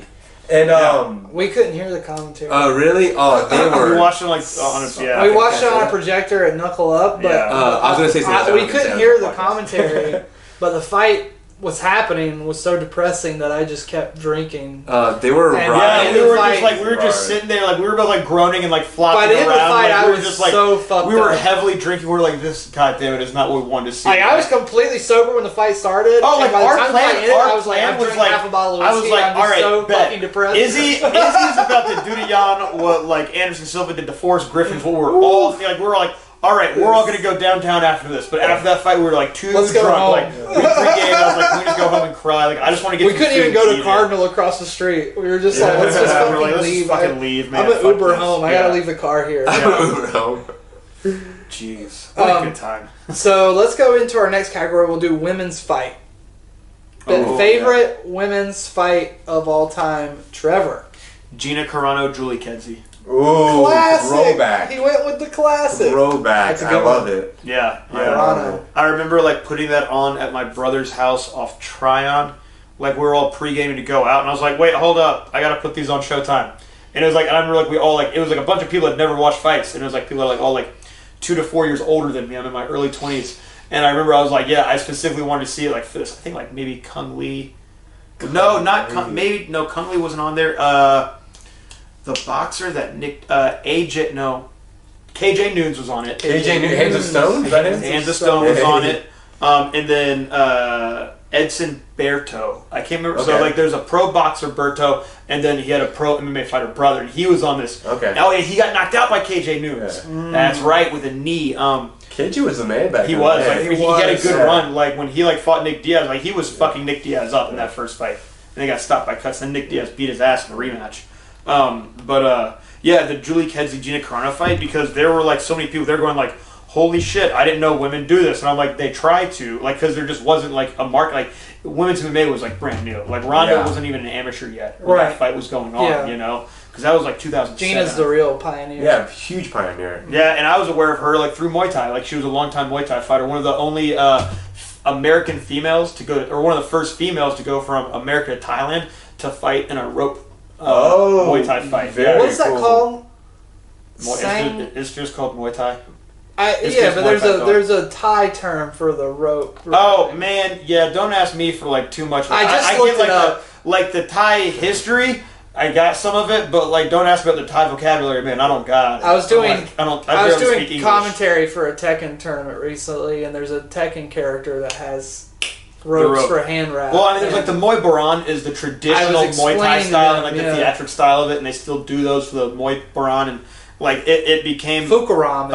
Sanchai made it popular again because he doesn't give a fuck. Yeah, fucking man. But yeah, no, like she fought on like a Muay Thai show in Thailand. Like Kevin Ross went out there. Someone else. He's an old Team Punishment guy. He was the Muay Thai coach for a bit. Now he's a professional bodyguard. I spaced on his name. Kit Coke. Okay. You ever hear about him? I'm not. No. Super legit Muay Thai guy that got into MMA but just didn't click for him. He's like one of Tito Ortiz's like first Muay Thai coaches. Oh, very cool. But Kit Coke went out there and fought on the same thing with him. Like, yeah. So she was a super awesome pioneer. And Julie Kedzie, it was so dope to meet her at Invicta. Oh, you met her? Yeah, dude, and I fangirled so hard. Really? I was like, I was like, fat dude, like, and she's like the most like forever out. Like, she's just such a cool person, man. And she's been such a great representative of the sport where, like, even losing, she was winning people over.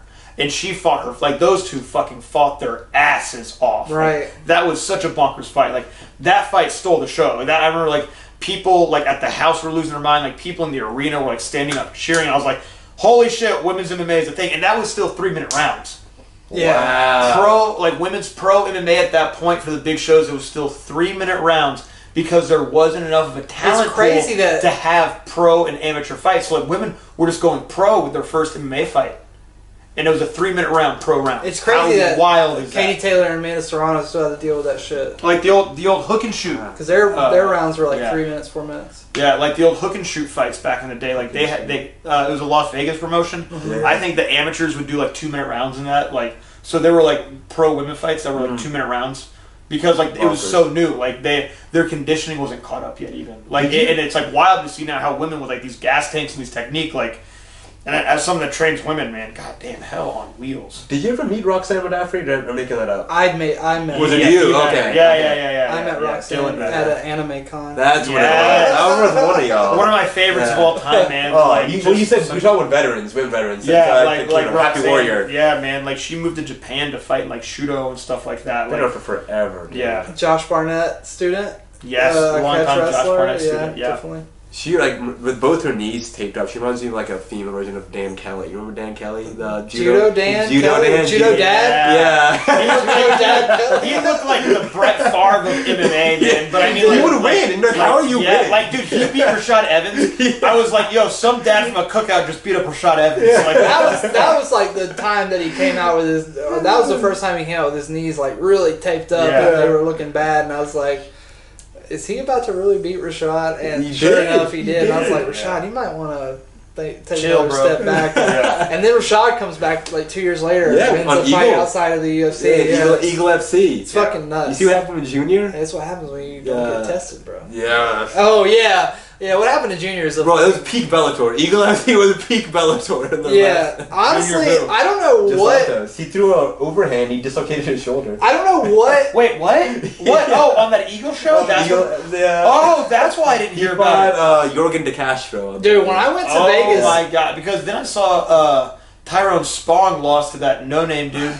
You lost? Yeah, Tyrone Spong got wrestled. Fuck, dude, he showed up wearing like board shorts that had like pockets and zippers on it. When I went to Vegas, like, I no saw fucks, just didn't right outside the area where there's like the strip, right before you get to Henderson and like the desert, there are a lot of places that are like tarot readings, psychic readings, occult shit. And I'm like, which one of these buildings did Dana go into, and how much did he pay to have every non-UFC card cursed to have some silly shit like this happen? Because we were talking about... He drove by like Scrooge McDuck. We were talking about giving y'all money to curse these people. Last week we were talking about Bellator MSG and how fucking cursed that card was. Oh, Aaron Pico getting fucking destroyed. Michael Chandler's leg falling apart from one leg kick, and then them pulling the stool out from under him when he tried to sit down.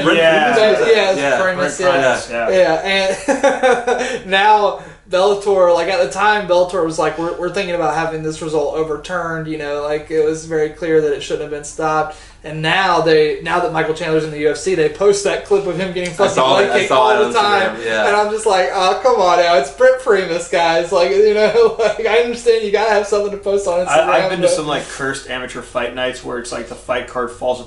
Like all amateur cards like fall apart a bit like on fight week. I've never participated in a card that I felt was truly cursed except for the baseball stadium card. Yeah, I've been something where I was like a matchmaker for something. Like there was one night where like every fight had a foul and a couple fights were stopped from fouls of like wild eye pokes and groin kicks, and I was like, God damn it! And I was like trying to announce, and I'm like, this is like announcing to a funeral right now. Like Dalton Taylor versus Caleb Harris. That's a curse. Yeah, like there's a fight night where it's like.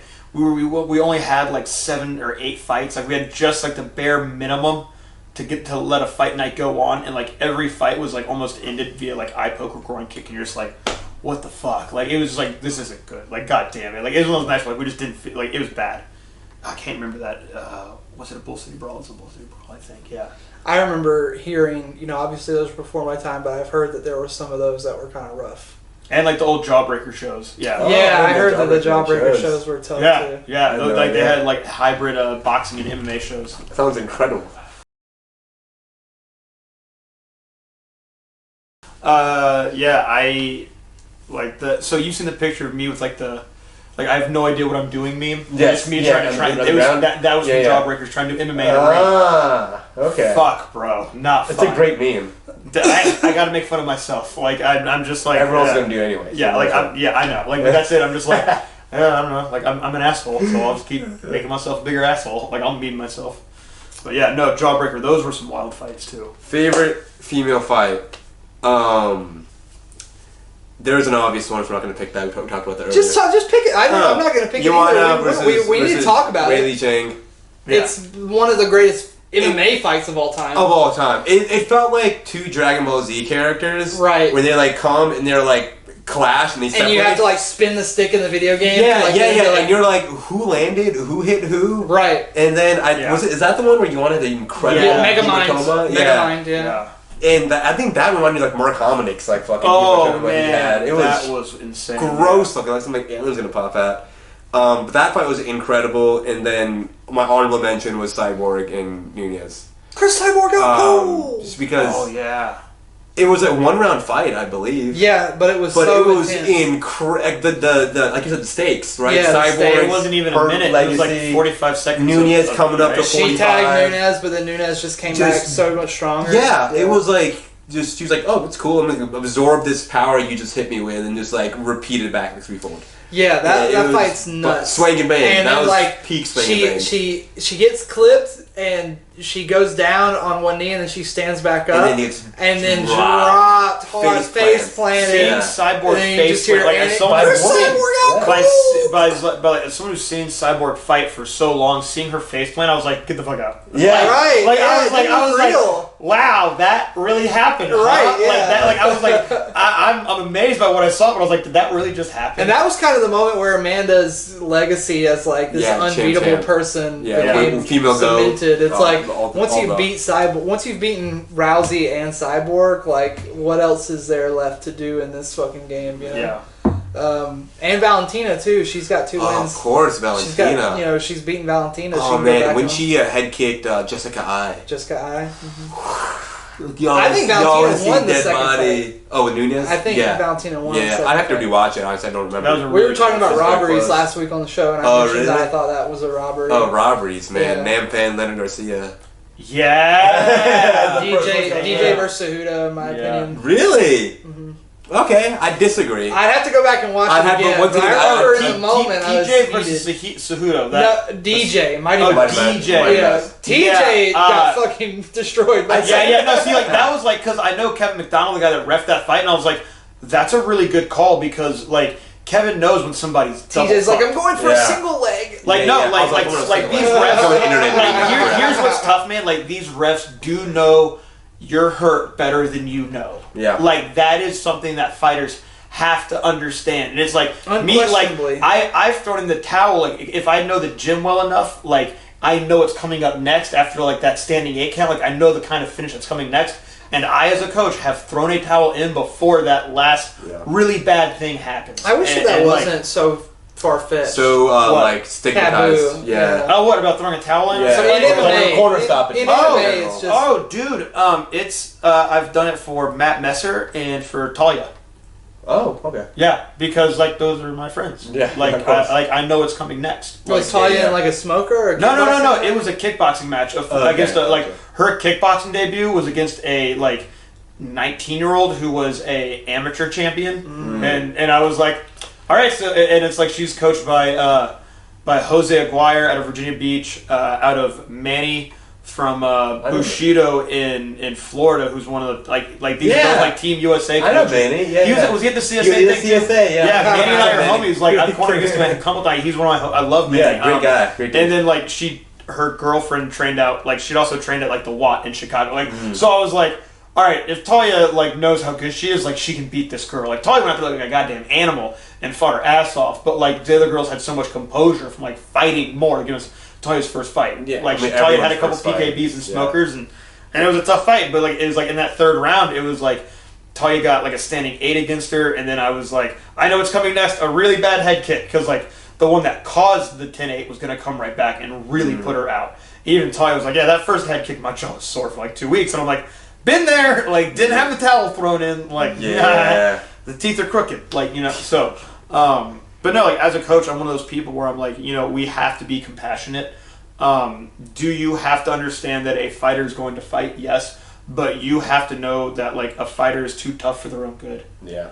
And me as a coach, like, when I talk to my fighters in between rounds, like if they tell me they want out, then I'm like, I mean, I try not to, like, let that be instilled, but, like, dude, if the fighter wants out, you have to let him out. So I'm not that kind of guy where I'm like, you have to get out of here on your shield. I'm like, shit, man, like me as a coach, I know that you put up with my bullshit to get ready for a fight. And if it turns out that you run into that motherfucker on that day, like, I will know you better than you. Like, I will, like, pull out some pretty epic fucking talks in between rounds. We've talked about it before on the show, where it's like a coach's job is not always to be the hype man, and that's how I see fighters get in trouble more than anything is when the coach is not honest with them. Yeah. So having a coach who can honestly look at a situation and be like, I want this fighter to have more fights because it's clearly he or she is not going to win this one, and if I don't stop it, there's a chance that they could lose future ones as well because of what happens next. Yeah. So, you know, you're saving your fighter, but it's also one of those things where after you have to look at them and be like, I'm outside. I'm looking this from the outside. If you're a good coach, your fighters get better after a loss. Yeah. And they trust you to do that. Yeah. And they trust you to do that. I mean, I'm sure you trust Cody to do the same thing in that situation. I'm sure he would do the same thing for you. But I feel like I would say there are a lot of coaches that are more so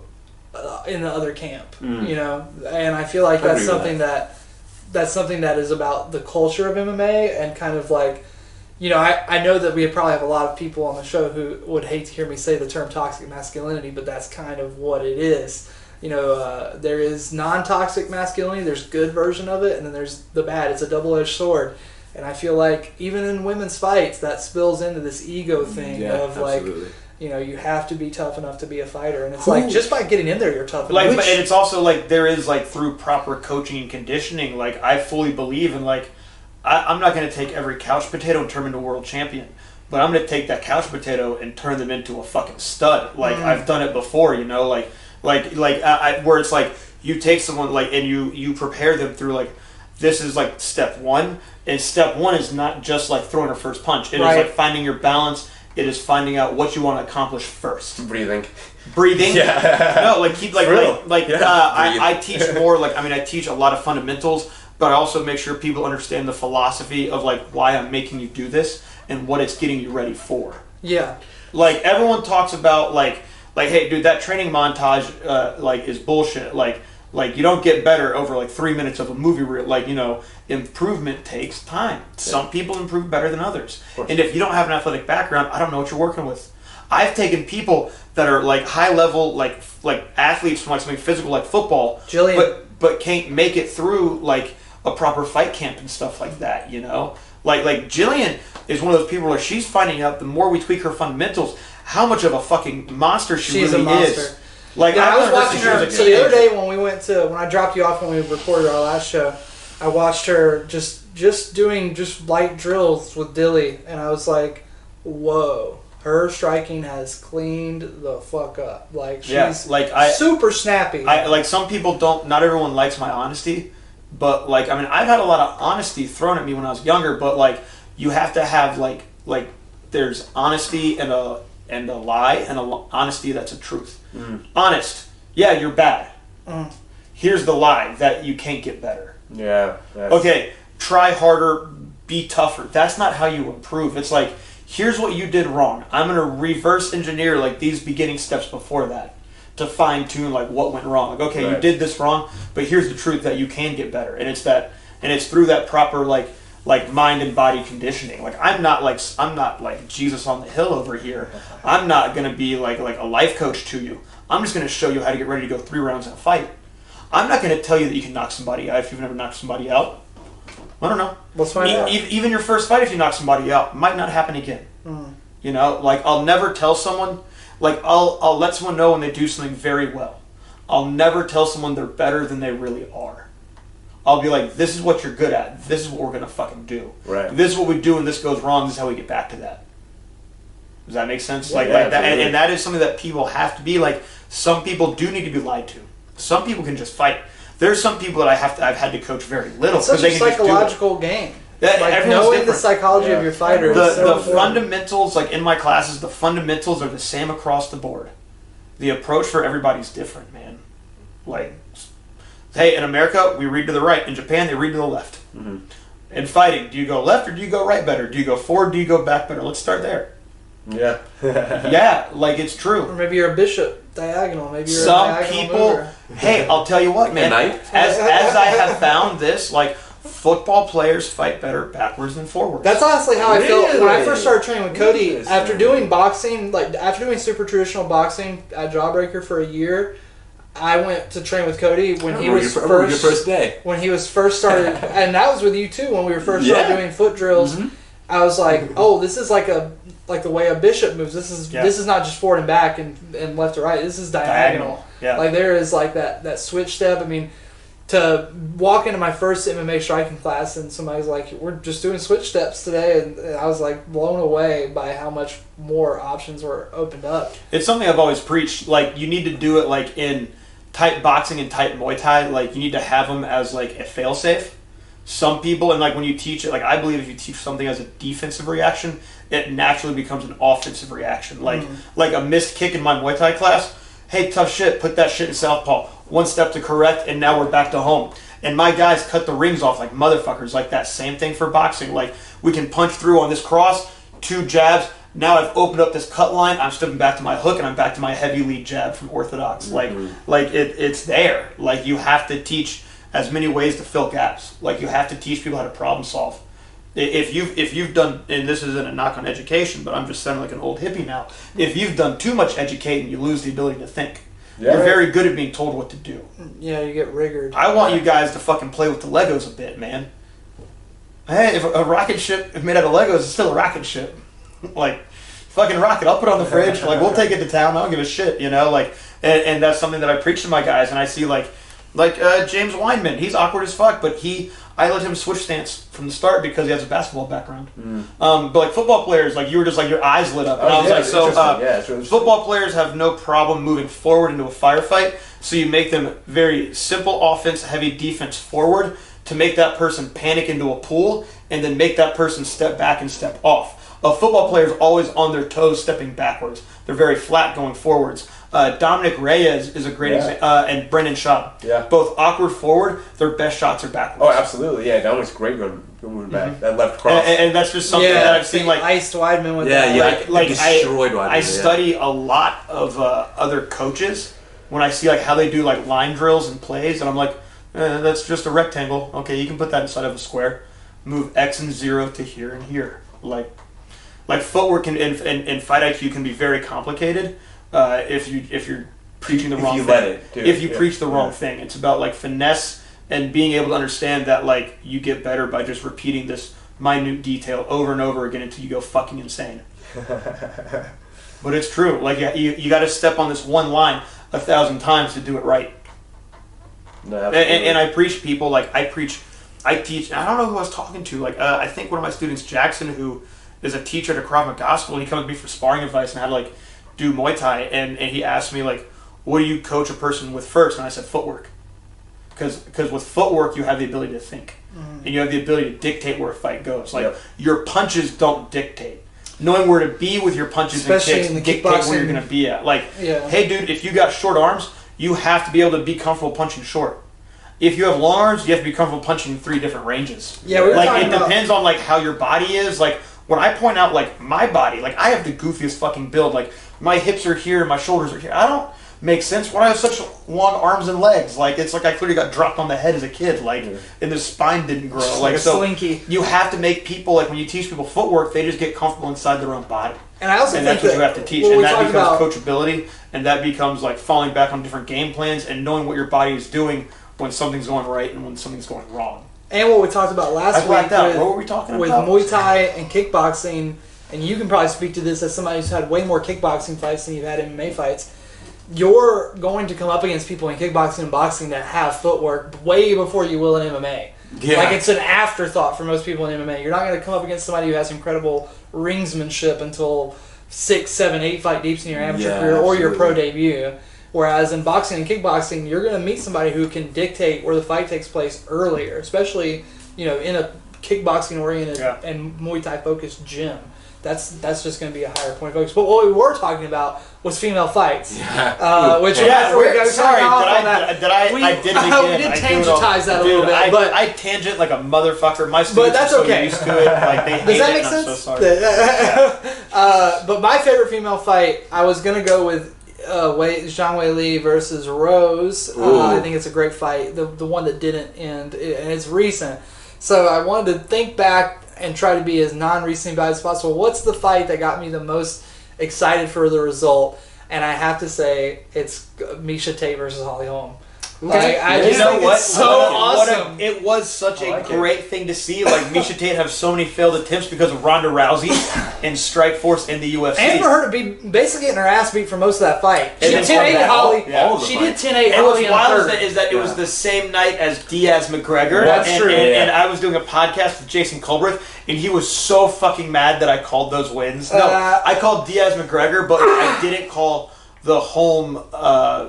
Tate. I don't think anybody could have predicted. No, that fight was going. That fight was going like how I thought it was. Like just a massive. It was either the second or the third where. But it happened at the end of the fifth. Ended up on top, and it was just roller. At the it was in that fourth round, and then she knew it had like a takedown happened at the end of the fourth, and then she went, "That's my in." Yeah. But I always think about she looked for that in. Like Miesha Tate was like, and I tell people like that's another type of wrestling discipline. Of like, a good striker knows how to pull it back to the middle. Mm-hmm. Yeah. A good wrestler knows how to find that in behind that striking to that wall. And then Holm found it for the fifth round, and just like, dude, it was amazing how fast that transitioned to like going to her back and that rear naked choke. That moment where Holly flips over and tries to get out, and Miesha just locks in, and she's Holly in, and Holly's just punching it. That's right. I was like, oh my god, what an epic fucking finish! While she's passing out, and I'm like, no, like she just rocked himself. That's fucking awesome though for your brain to be losing oxygen. And you're like, what do you do, brain? Like we fight, Dude, the human brain's weird, man. Like I've been hit with. Says a lot about Holly. That's what I'm saying. I've been hit with a punch, and then like all I know is like there's a bell dinging, and you're like, hey man, good rounds, and I'm like, wait, what happened? It's like, oh, we just sparred like 8 rounds. I'm like, I remember 2. Yeah. Like your Shane body, Carter like and Brendan Schaub. you learn how to teach your body into a fucking like autopilot. Like it's wild. Especially when you're doing it as long as Holly's been doing it. Dude, yeah, man. Like my old boxing coach fought her back in the day. Holly Holm was such a pro boxer for such a long time. Yeah. She's in her 40s now, right? 40? 40? Yeah. 40. She's been fighting professionally since she was like 18. It's wild. That is so... King was a boxer So originally, right? Then kickboxing and everything? Who? Holly was boxing? Originally kickboxing. Okay, and then... But so Mike Winklejohn is such a diverse striking coach. He was originally training Holly for kickboxing, but it was easier to find her fights through boxing at that time. So like she still had a big amateur kickboxing record, but as a pro, like it was impossible. Yeah. So she took off with her pro boxing career, and then MMA finally evolved. Like when Holly Holm broke into like LFA, it was awesome to see her have like rattle off these head kick knockouts, and people were like, "She's been kicked." Like she talks about, she's like, "I've been throwing kicks as long as I've been punching." Like she has still worked her front kicks and her round kicks behind, and all of her pad work, and you see her boxing hands like stay, and you're like, amazing! Like what a martial artist. Yeah, 100%. Yeah. I'm surprised none of y'all said Rousey Holm. I don't really think that's a very compelling epic. fight. It was but the stakes. I think that a lot of people just wanted to see Ronda lose, and for her to lose in such a definitive and dramatic fashion, I think a lot of people they view that as kind of like a movie moment, but it doesn't have that same... It doesn't have that same je ne sais quoi as Conor versus Nate because there's no second act. I just had a stroke. I don't know where that came from. There's no... I speak French. There's no narrative. There's no second act. Like Ronda just kind of vanishes. I agree, but it's interesting how like the public perception of Ronda changed. With the tape fight, the public be the public. Yeah, but I'm saying like people loved Ronda, and then she went on tough, and they're like, Ronda's kind of like she's kind of not a good person, and then the whole thing with Home about like, oh, you're fake or whatever. She's a social idiot. Yes, Ronda has no social graces. Yeah. Well, but she has to. She's one of those people where like. She has to be that way to be successful and be confident. Her coaches have to groom her that way. Like her mom, what I love about her mom is that her mom was like, no, they're training her wrong. Yeah. She needs to stick to her judo. And like her mom called it, she's like, she's going to run into that striker that's going to make the angle that she can't catch up with. She's like, they need to get the fuck out of her head. They need to make her realistic. And that's when Ronda, her mom, had a very brief falling out. Yeah. But then once she got kicked in the face, she was like, you ain't wrong. Yeah. Like her mom is like brutal. When she like, fucking knocked out monster. Bet, she was like fell in love with her hands. Dude. Yeah, she destroyed. And then Nunez. That's a rough knockout. Like when she knocked out Bet, I was like, okay, Ronda. Yeah, okay. Rough, yeah. Remember how they had to pull her off of like John McCarthy had to like sling her off Bet? Yeah. Yeah, Ronda was a little mean. Didn't she finish Alexis Davis as well with like a knee? Yeah. No, that wasn't Alexis Davis. That was the Sarah McMahon. Sarah McMahon. That's right. Yes, that's right. right. She got Alexis Davis with a favorite live fight. Fight we've attended live. Okay. And I think that, it can be a local fight if it happens to be your favorite fight, but I just figured we've done so many local fights together that like we're bound to have two different categories for this. So I like it. I've been to 3 UFCs and a Bellator. I don't know about you guys. I've been to a couple Bellators, a couple UFCs, and like my favorite live fight. So there's 2 live fights that are like my favorites. One for MMA, one for kickboxing. Ooh. And this is like a throwback, and it was Kenny Florian versus Takanori Gomi when they fought in Charlotte. Yes. And I was there for that. Like, yeah, man. Like my buddy Chris Peterson, who's a jiu-jitsu buddy from the gym I was working at. Like one of his buddies bailed on their and he couldn't go on the trip, and he just went, "Hey man, you want the ticket?" And I went, "Fuck yeah!" So I just rode down with them and crashed that fight night with them, and that was like so awesome to see.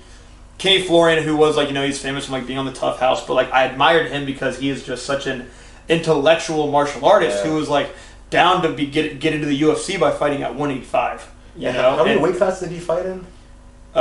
85, 55, 45. Damn, that's wild. Yeah, and so he fought Gomi and beat him by triangular rear naked choke. And like Gomi, just with his legacy from Pride and being around, like that was really dope to see live. Like just like the nostalgia of it, and just like that was my first live UFC event because I go to so many grassroots fights. Like I don't really get.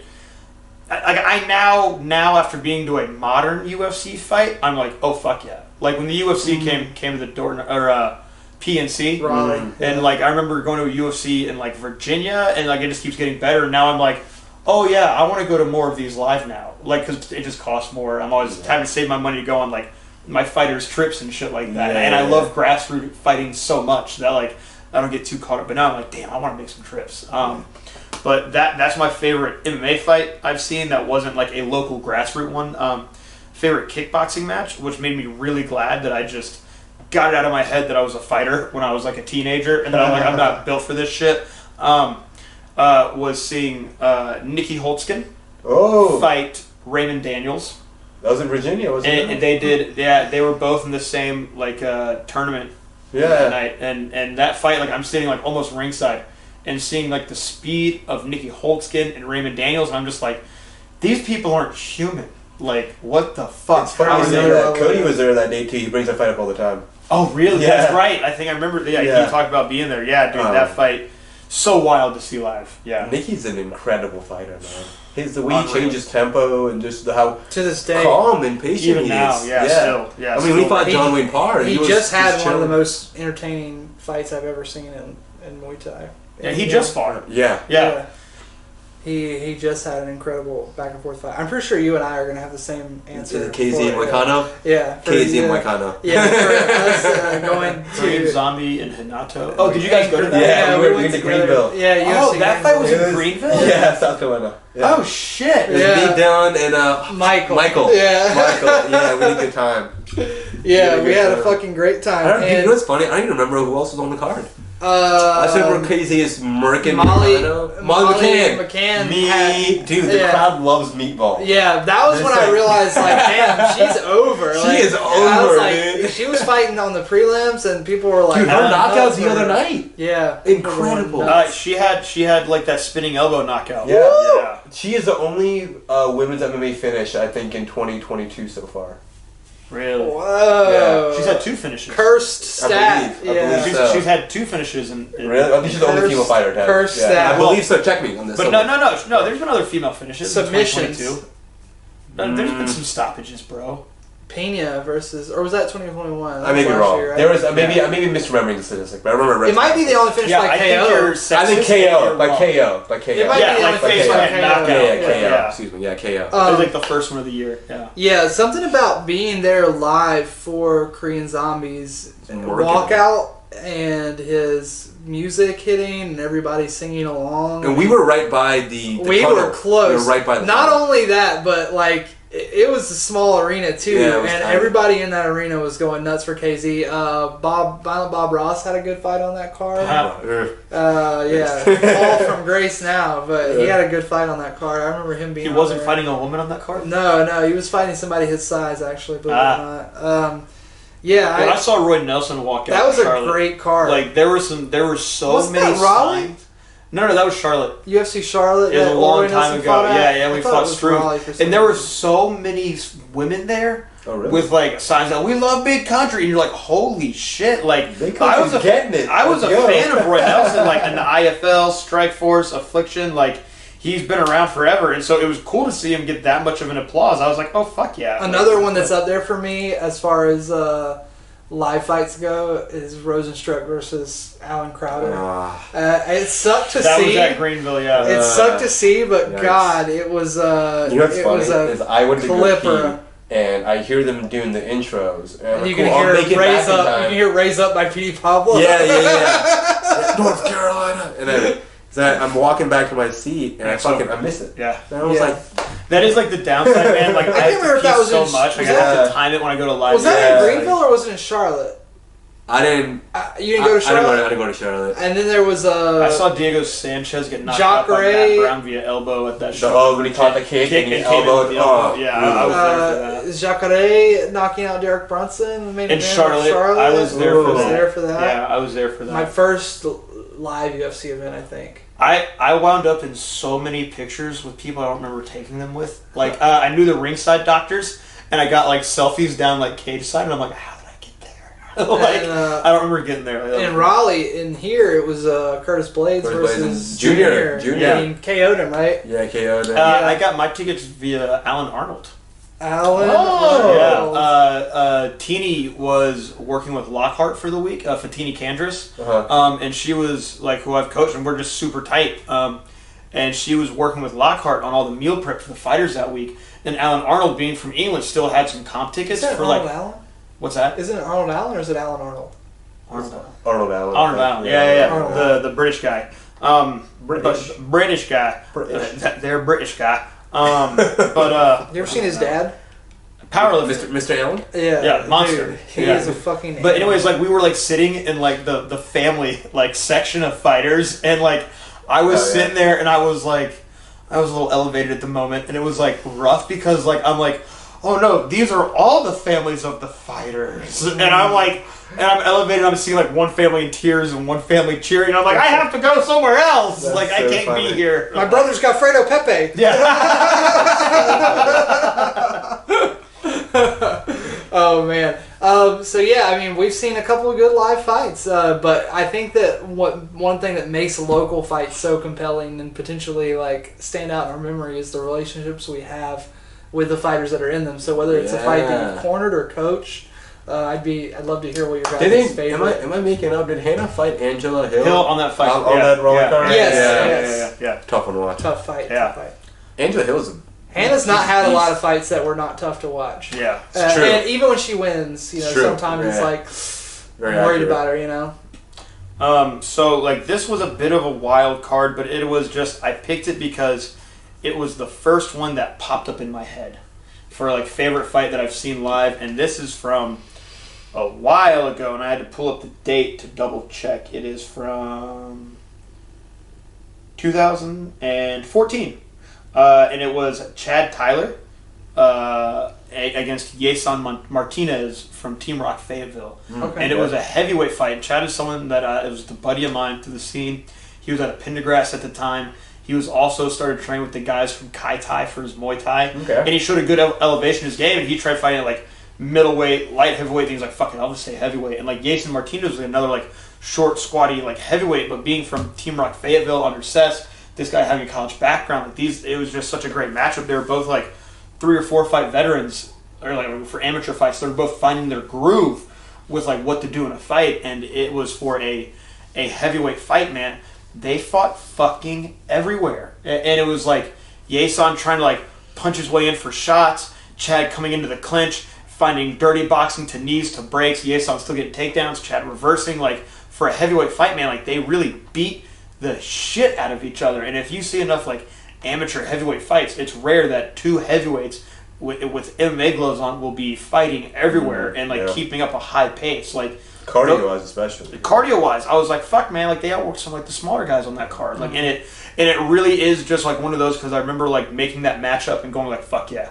And then it was dope because at that time, like I would just sit cage side and just be like, huh, sick. And like I would usually also be like announcing fights at Bull City Brawl at that time. So it was just neat to see that fight. Like I remember making the matchup and I'm like, oh, this is gonna be good. I like both these guys. Fuck, and it turned out to just be a banger. Like there's a handful of fights from like the Bull City Brawl shows that I helped like matchmake for that I was like really happy with the results of like those. Like that was one that stood out of like just like a local guy, a dude that I've known for a while, Chad Tyler and Yeson, who I've seen come up. Like I was like, fuck yeah, that fight really stuck out as the one that I like my favorite grassroots like fight that I've been cage side for. Yeah. Awesome, very cool. Yeah, I loved it, man. I still see it like in my head to this day. Yeah. Maybe it's that fight. I don't know.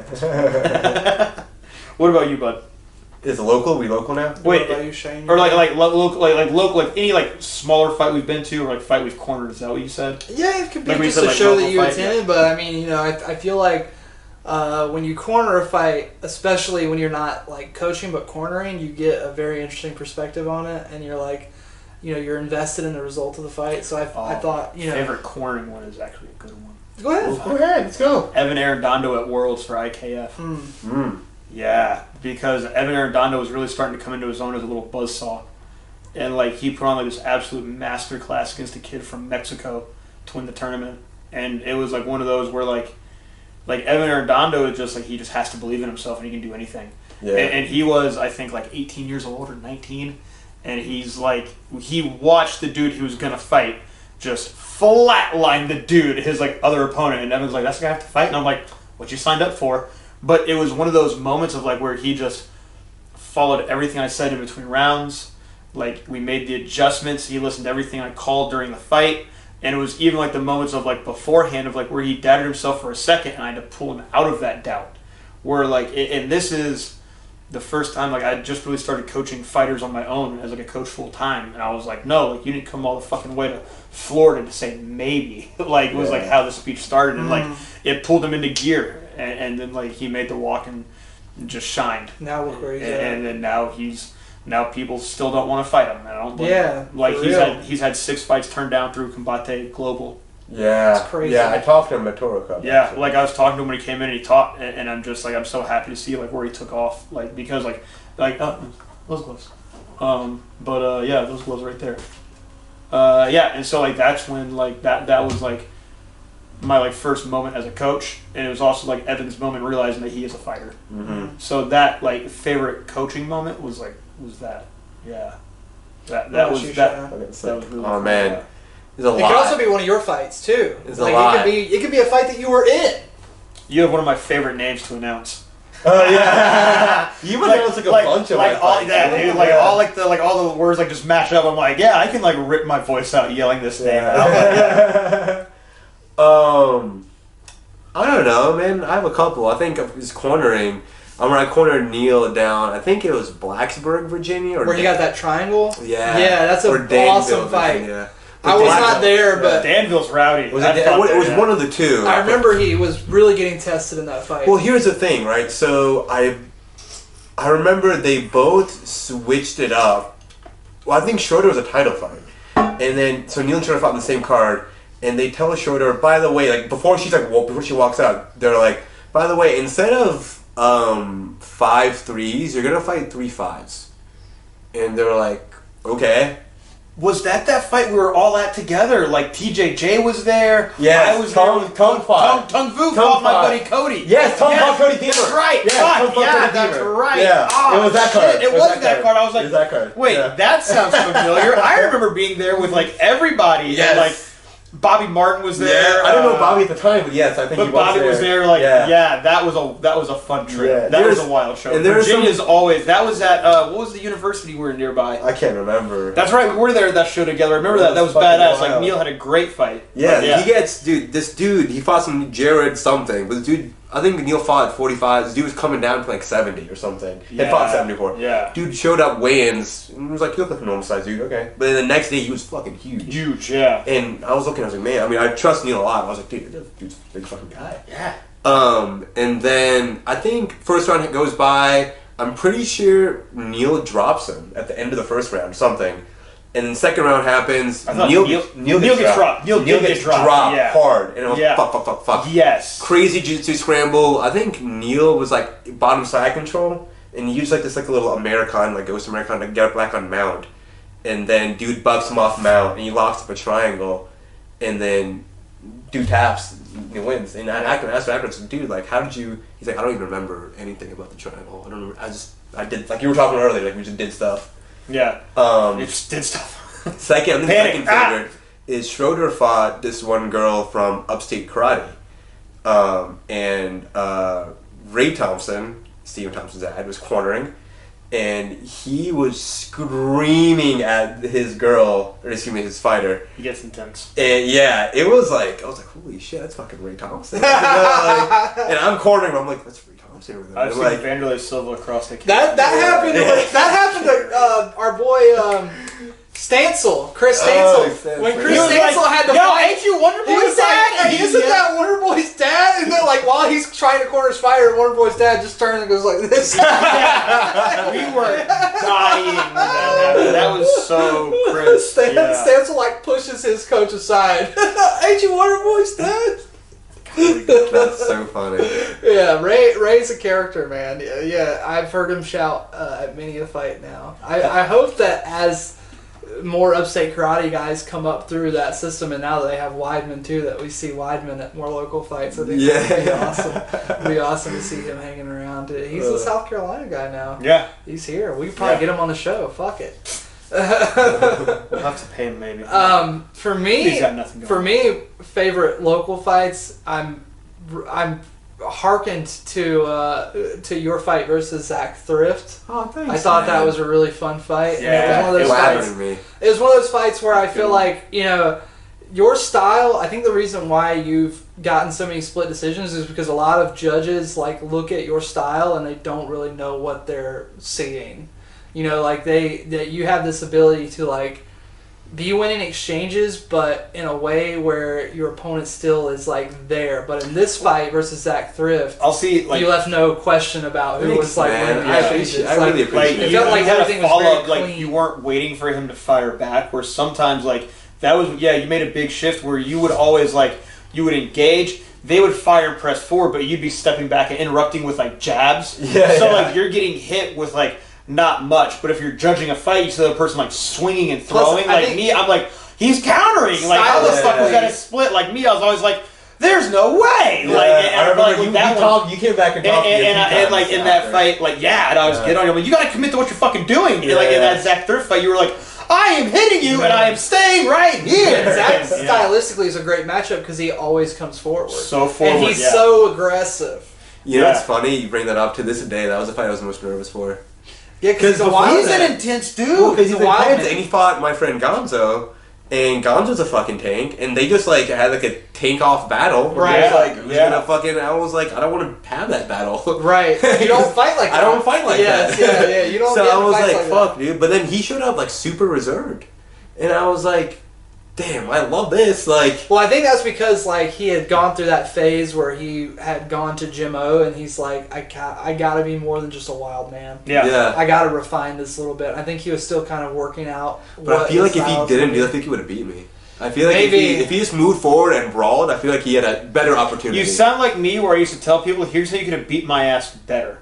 Yeah. Well, I mean, everyone knows watch. Here's how you beat me. You just like fucking press forward and head But I also always think about Kevin versus Markel Full. I had that. I had the one down too. What he squatch barred him. Dude, that was fucking awesome fight because Kevin's getting his ass beat. And he was throwing these inside leg kicks and he broke his foot and he keeps kicking. We're like, Kevin, stop kicking. And that was the same one he fucked up in the other fight too, right? Yeah, I think it was the same foot. I think. Who was it that he fought? He fought Kyle Wright. Kyle Wright, yeah. Who fights at 170 now. He's fighting this weekend. Yeah. Yeah, Icon.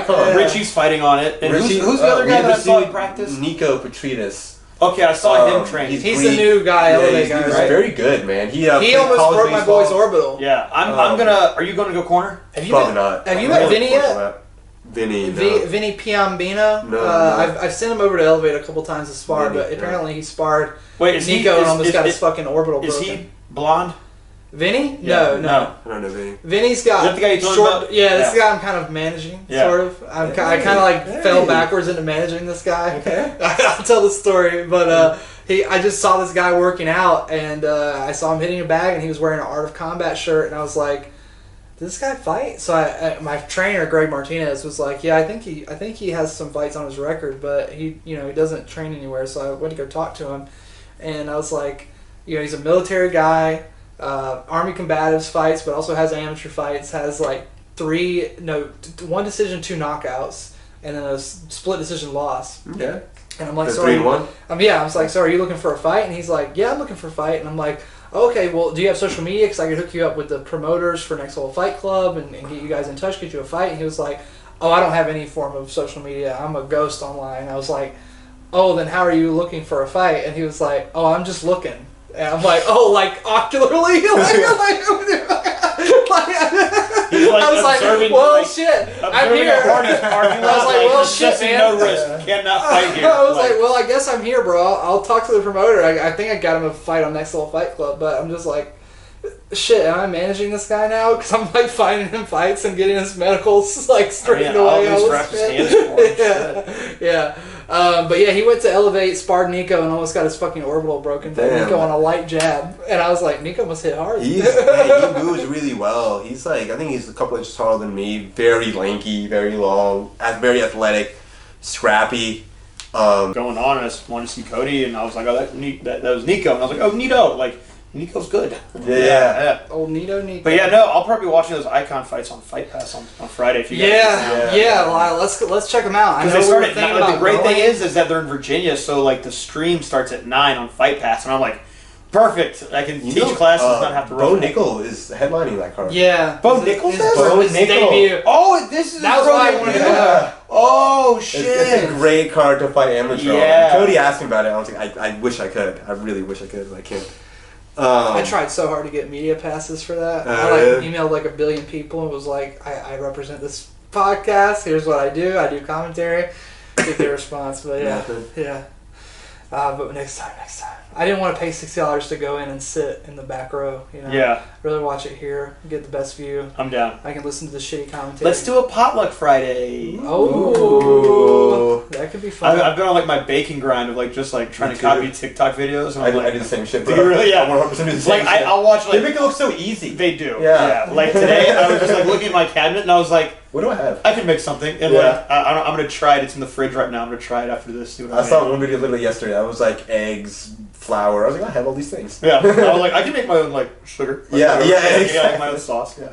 Oh no, yeah. Let's kick it Friday and watch some fights. Brandon Spencer, Christian Williams. I wanted to bring that up too. That was the fight where Brandon Williams, Christian Spencer. Brandon Spencer versus Christian Williams. That was the one where Brandon Spencer is getting his ass beat for 3 rounds. I watched the video. 10 seconds, he lands a fucking fight for the body shot. I watched the video. Yes. Knocks him out. I heard about that. So insane. So insane. That's what I had that live because Trevor Loken was fighting that night. I couldn't go corner him, and then I was watching a UFC card at the same time. I remember seeing that, going, "What the fuck?" Yeah. And, like I was losing my mind over that, other than the UFC fight going on. That was the fight that I remember going the craziest for on commentary. You lost your mind. I was just going nuts watching the last 10 seconds because he hits him with like as the clacker is going. Like they clack for 10 seconds, he lands the liver kick, and it's like he's got to answer the bell. Like even if the bell expires, he can't be saved by the bell now that he's been knocked out. I mean, maybe 8 seconds left in this fight, and he lands a liver shot that just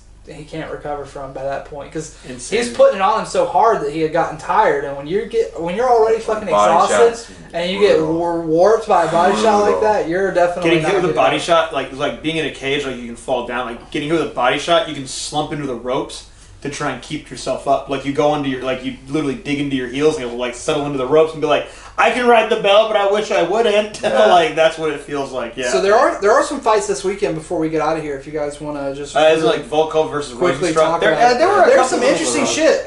Interesting shit going on. My thing that Lamont Jackson, Joe Selecki. Felice versus Carolina.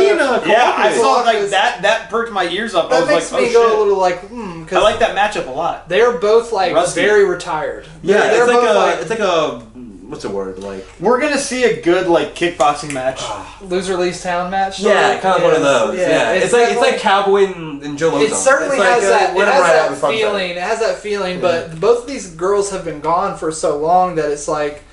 You know, I have no idea what they're going to look like, but I know what Felice looks like on Instagram, and she looks shredded. She looks the best shape she's ever been in. I have no idea how she does it. Very good kickboxing experience. Yeah. And vet. What was that show she was on? She was on that show. Fight Girls. Fight Girls. Yeah, a long time ago. Gina Carano was on that too. But yeah, Joe Selecki fighting Alex da Silva Coelho. I think that, Joe... Coming off a loss. Joe's coming off that loss and is looking to get back in the mix of like top 20, top 15 guys. And I still think that Joe is the best prospect we have out of this area right now. I think his grappling is second to none. I mean, of course. If he can get to your back, he can submit you no matter who you are, which is always going to make him dangerous. It's just like how much work does he have to do to put it together to get to somebody's back? Yeah, it's just his perfect foil, someone who can manage that range and occupy that middle space. And I think that from shoot, Aaron Blanchfield is opening this one up against JJ Aldrich. Oh, that's a good match. Blanchfield is somebody to keep your eye on. Yes, super talented. Local veteran Tony Gravely is on here as well. Oh, Tony Gravely! Yeah, fighting Johnny Muniz. That's a good matchup. Some Carolina guys on here for sure. Yeah, Tony Gravely coming back. But the Alonzo Minifield. He's a beast. Super beast. But he's taking on a Russian, so we'll see how that goes. Is that an off? Yeah, Mazarov. Oh no! Oscar Mazarov. O'Day. Dan Ige versus Mozart Evelev. Okay, I don't know. I don't know who that guy is. Mozart? I don't know. I don't know who Mobzar Avalon. Okay, this guy's 15-0, and he is a motherfucker. I mean, Ige took the fight. I mean, that's like high risk, low reward, in my opinion. Well, this guy's already at the top level of the UFC. He's probably been flying under your guys' radar, but he just beat Hakeem Dawodu. He just beat Hakeem Dawodu. He played Dawodu? Yeah, last year. Damn. Nick Lentz, Mike Grundy, Enrique Barzola. What the fuck? Where did he come from? I mean, he's just been flying there's under the him, radar. and then there's this guy. I was watching some highlights. I just had Fightcast the live thing on earlier, and this guy Randy Brown, who's a welterweight. Yeah, he's a beast. Absolute motherfucker. Rude boy. Yes. I've been watching Randy. I've been watching Randy for a long time. Holy shit! I used to play. I think I've seen him fight before, but I didn't recognize. But and then I saw his highlights, and I went, "Oh my fuck!" Wasn't he the one that got knocked out by the hammer fist by Nico Price? Nico Price, that's right. I used to play UFC 2 with Randy on Xbox Live. Really? Yeah, because he was a big Redditor. So I remember he did a Reddit AMA, and they were like, "What do you like to do?" And he was like, "I'm on Xbox all the time. Anybody who's reading this can add me." So I added him. Just invited him to a game of UFC 2, and we played UFC 2 for 3 or 4 weeks together. I mean, it was interesting. Really cool. It was like when he first got the UFC. John Prim does that with. Yes, he does. He plays Call of Duty with Bobby told Fuck Jitsu. Bryce Mitchell? No, Bryce Mitchell. Not Bryce Mitchell. That's Thug Nasty. That's Thug Nasty. Thug Jitsu. Leon, not Leon. Who's Thug Not Jitsu? Leon Edwards. It's Leon. Damn, why did I just forget his fucking name? I'm blanking on it too. Edwards. Eve Edwards. Eve Edwards. He plays with Eve Eve Edwards. Edwards, and then who's the coach of American Top Team that does that silly show with Dana White? Silly show. The Looking for a fight. I can't remember. Why don't I just Google it? Why don't I just fucking Google it? You know what fight I wanted to bring up earlier, which we don't talk about right now, which is a hindsight, is Shogun and Dan Henderson. Shogun Dan Henderson was also a close runner-up for Jones Gus. Banger fight. Second one too was good. But the main event is Volkov versus Jairzinho Rozenstruik, and I feel like which Volkov we getting? This is 45th fight for Volkov too. Yeah. A lot of mileage on that engine, but I feel like the blueprint to beat Rozenstruik is out there. Who did Rozenstruik just fight? Another Russian, I think. Let's see here. And Volkov's coming off a loss, right? Jairzinho. He fought Marcin Tybura. Oh no, that fight got canceled. I don't pay attention to heavyweights as much, to be honest with you. Fair. That's fair. Yeah, Rozenstruik is a pretty horrifying specimen, but if he can't knock you out, Curtis Blaze, he lost to Curtis Blaze by decision in his last fight, September 25th, 2021, and he KO'd Augusto Sakai before that. Oh, Sakai's lost to Gon, beat Junior, lost to that. Ngannou, beat Alistair, beat Andre, beat Alan Crowder. That Ngannou knockout was so violent, it's so fucking sloppy, but also so violent. Yeah, that's kind of how that fight was going to go. Whatever it's called. The Dodge Ram or whatever the fuck it is. That's how that fight was going to go. 20 seconds, I believe, was all it took for Ngannou to do it. But, that was a killer be killed type situation. Who beats Ngannou? Who beats Ngannou right now? Gon in a rematch. Gon going for a fucking outside heel hook with whatever time, 2 minutes left in the round. I was like, bro, I get it. I get it. I'm not there. Maybe that's his thing. I don't know. He has a heel hook victory already. Whatever. But he was on top. But also, damn. I feel like he just was taken very much out of his element by Ngannou grappling. I don't think anybody could have predicted that Ngannou was going to go with a grappling heavy strategy. Especially a guy who trained to stand up with him for 3 or 4 years. He probably was just really out of his comfort zone, really out of his element, and just didn't know what else could be there for him. But yeah, I think Stipe's kind of done. I think Stipe fights Jones. I think Stipe gets his money and gets the fuck out. Yeah, I think Stipe's just a little get the bag, just bro. a little Get done. Poirier's doing the same shit. I mean, fuck it. Dustin, dude. Junior's gone. Yeah. People are saying like Michael Chandler versus Conor makes sense as a fight, and like, hey, let Mike get that back. Good for him. Yeah. Anyone who calls out Conor doesn't make sense. But everyone wants the money. It's Jorge versus Conor is the fight that makes sense. I could not be less interested in that fight. Why? Honestly. We talked about it last week a little bit. What? I just don't care for either of them at this point. Right. Yeah. That's a big problem for both of those guys. Is There's no momentum. There's no momentum. No one's really interested in either guy, so that's why they need each other. Is because only one of them can really survive this. It's a post-peak spectacle. That's the best way to put it. Post-peak. Only one of them will get to go on. Yeah. Is basically what that fight boils down to as moneymakers for the UFC. Yeah. Now, what would help is if Masvidal was like the BMF belt's on the line. Yeah. You know, because he can just say that. You know, you can just say that. It's a fucking made-up belt anyway. It would help. But I also feel like Masvidal lost a lot of, and this is just purely anecdotal, but I feel like he lost a lot of fans with the whole sucker punch. I was talking to somebody, I was talking to Greg about that yesterday. I was like, yeah, I think that a lot of people are starting to just turn the corner on him because of the way he handled that situation. It's not like he went into the restaurant, confronted Colby and asked him to come outside and meet him outside. He waited for him outside with a hoodie and a mask on. Yeah. And then ran up on him, iced him, and then ran away. You know, I mean, that's some bitch shit, bro. It's just not the way to go about it. Yeah. And I feel like he knows that that's not the way to go about it. And I think that he just got caught up so much in believing his own... You know, Conor's stardom is very different. Conor's stardom comes from his background, his story, which Jorge also has, but Conor's also... up until a certain point in his career, always performed when he needed to make or break his career, right? Yeah. Jorge has said and done the right things at the right time to make himself a more popular superstar. For instance, he did rise to the occasion and beat Ben Askren on a 1-99 shot, but props. Yeah, he has kind of like a forgettable fight in London.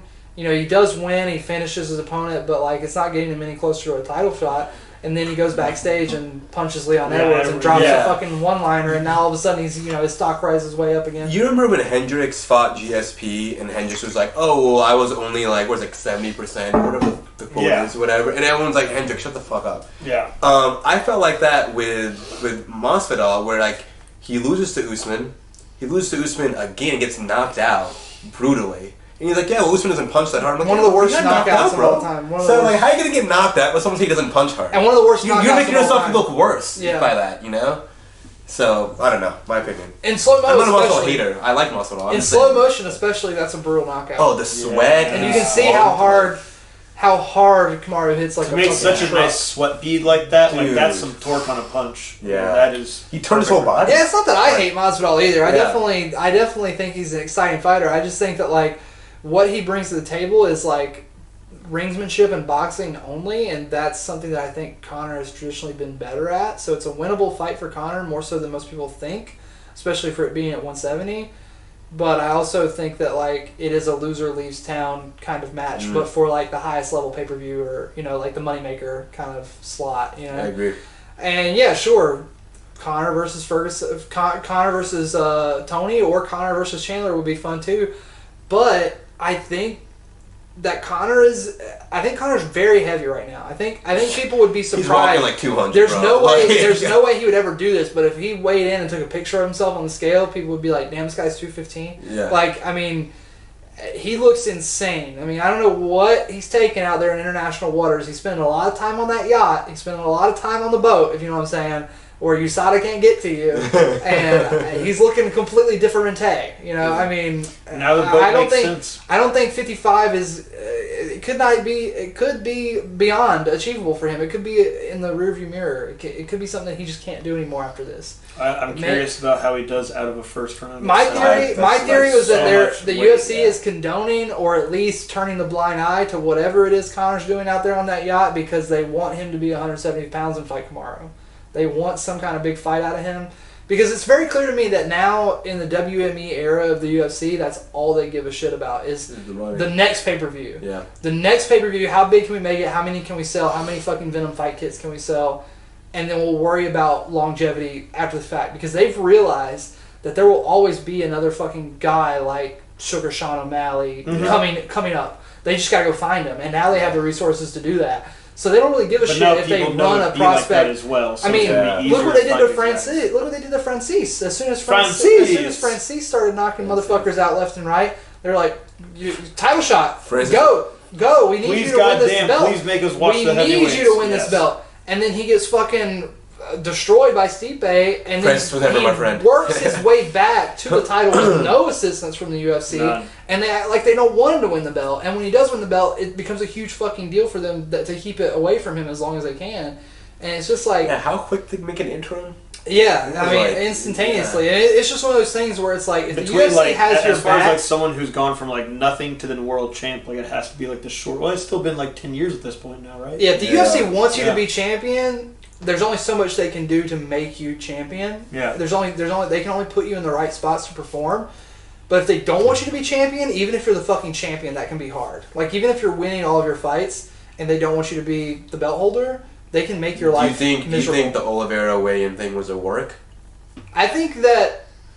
I feel So, like it was a Trevor? legit thing from the. I was about to say- it's like so.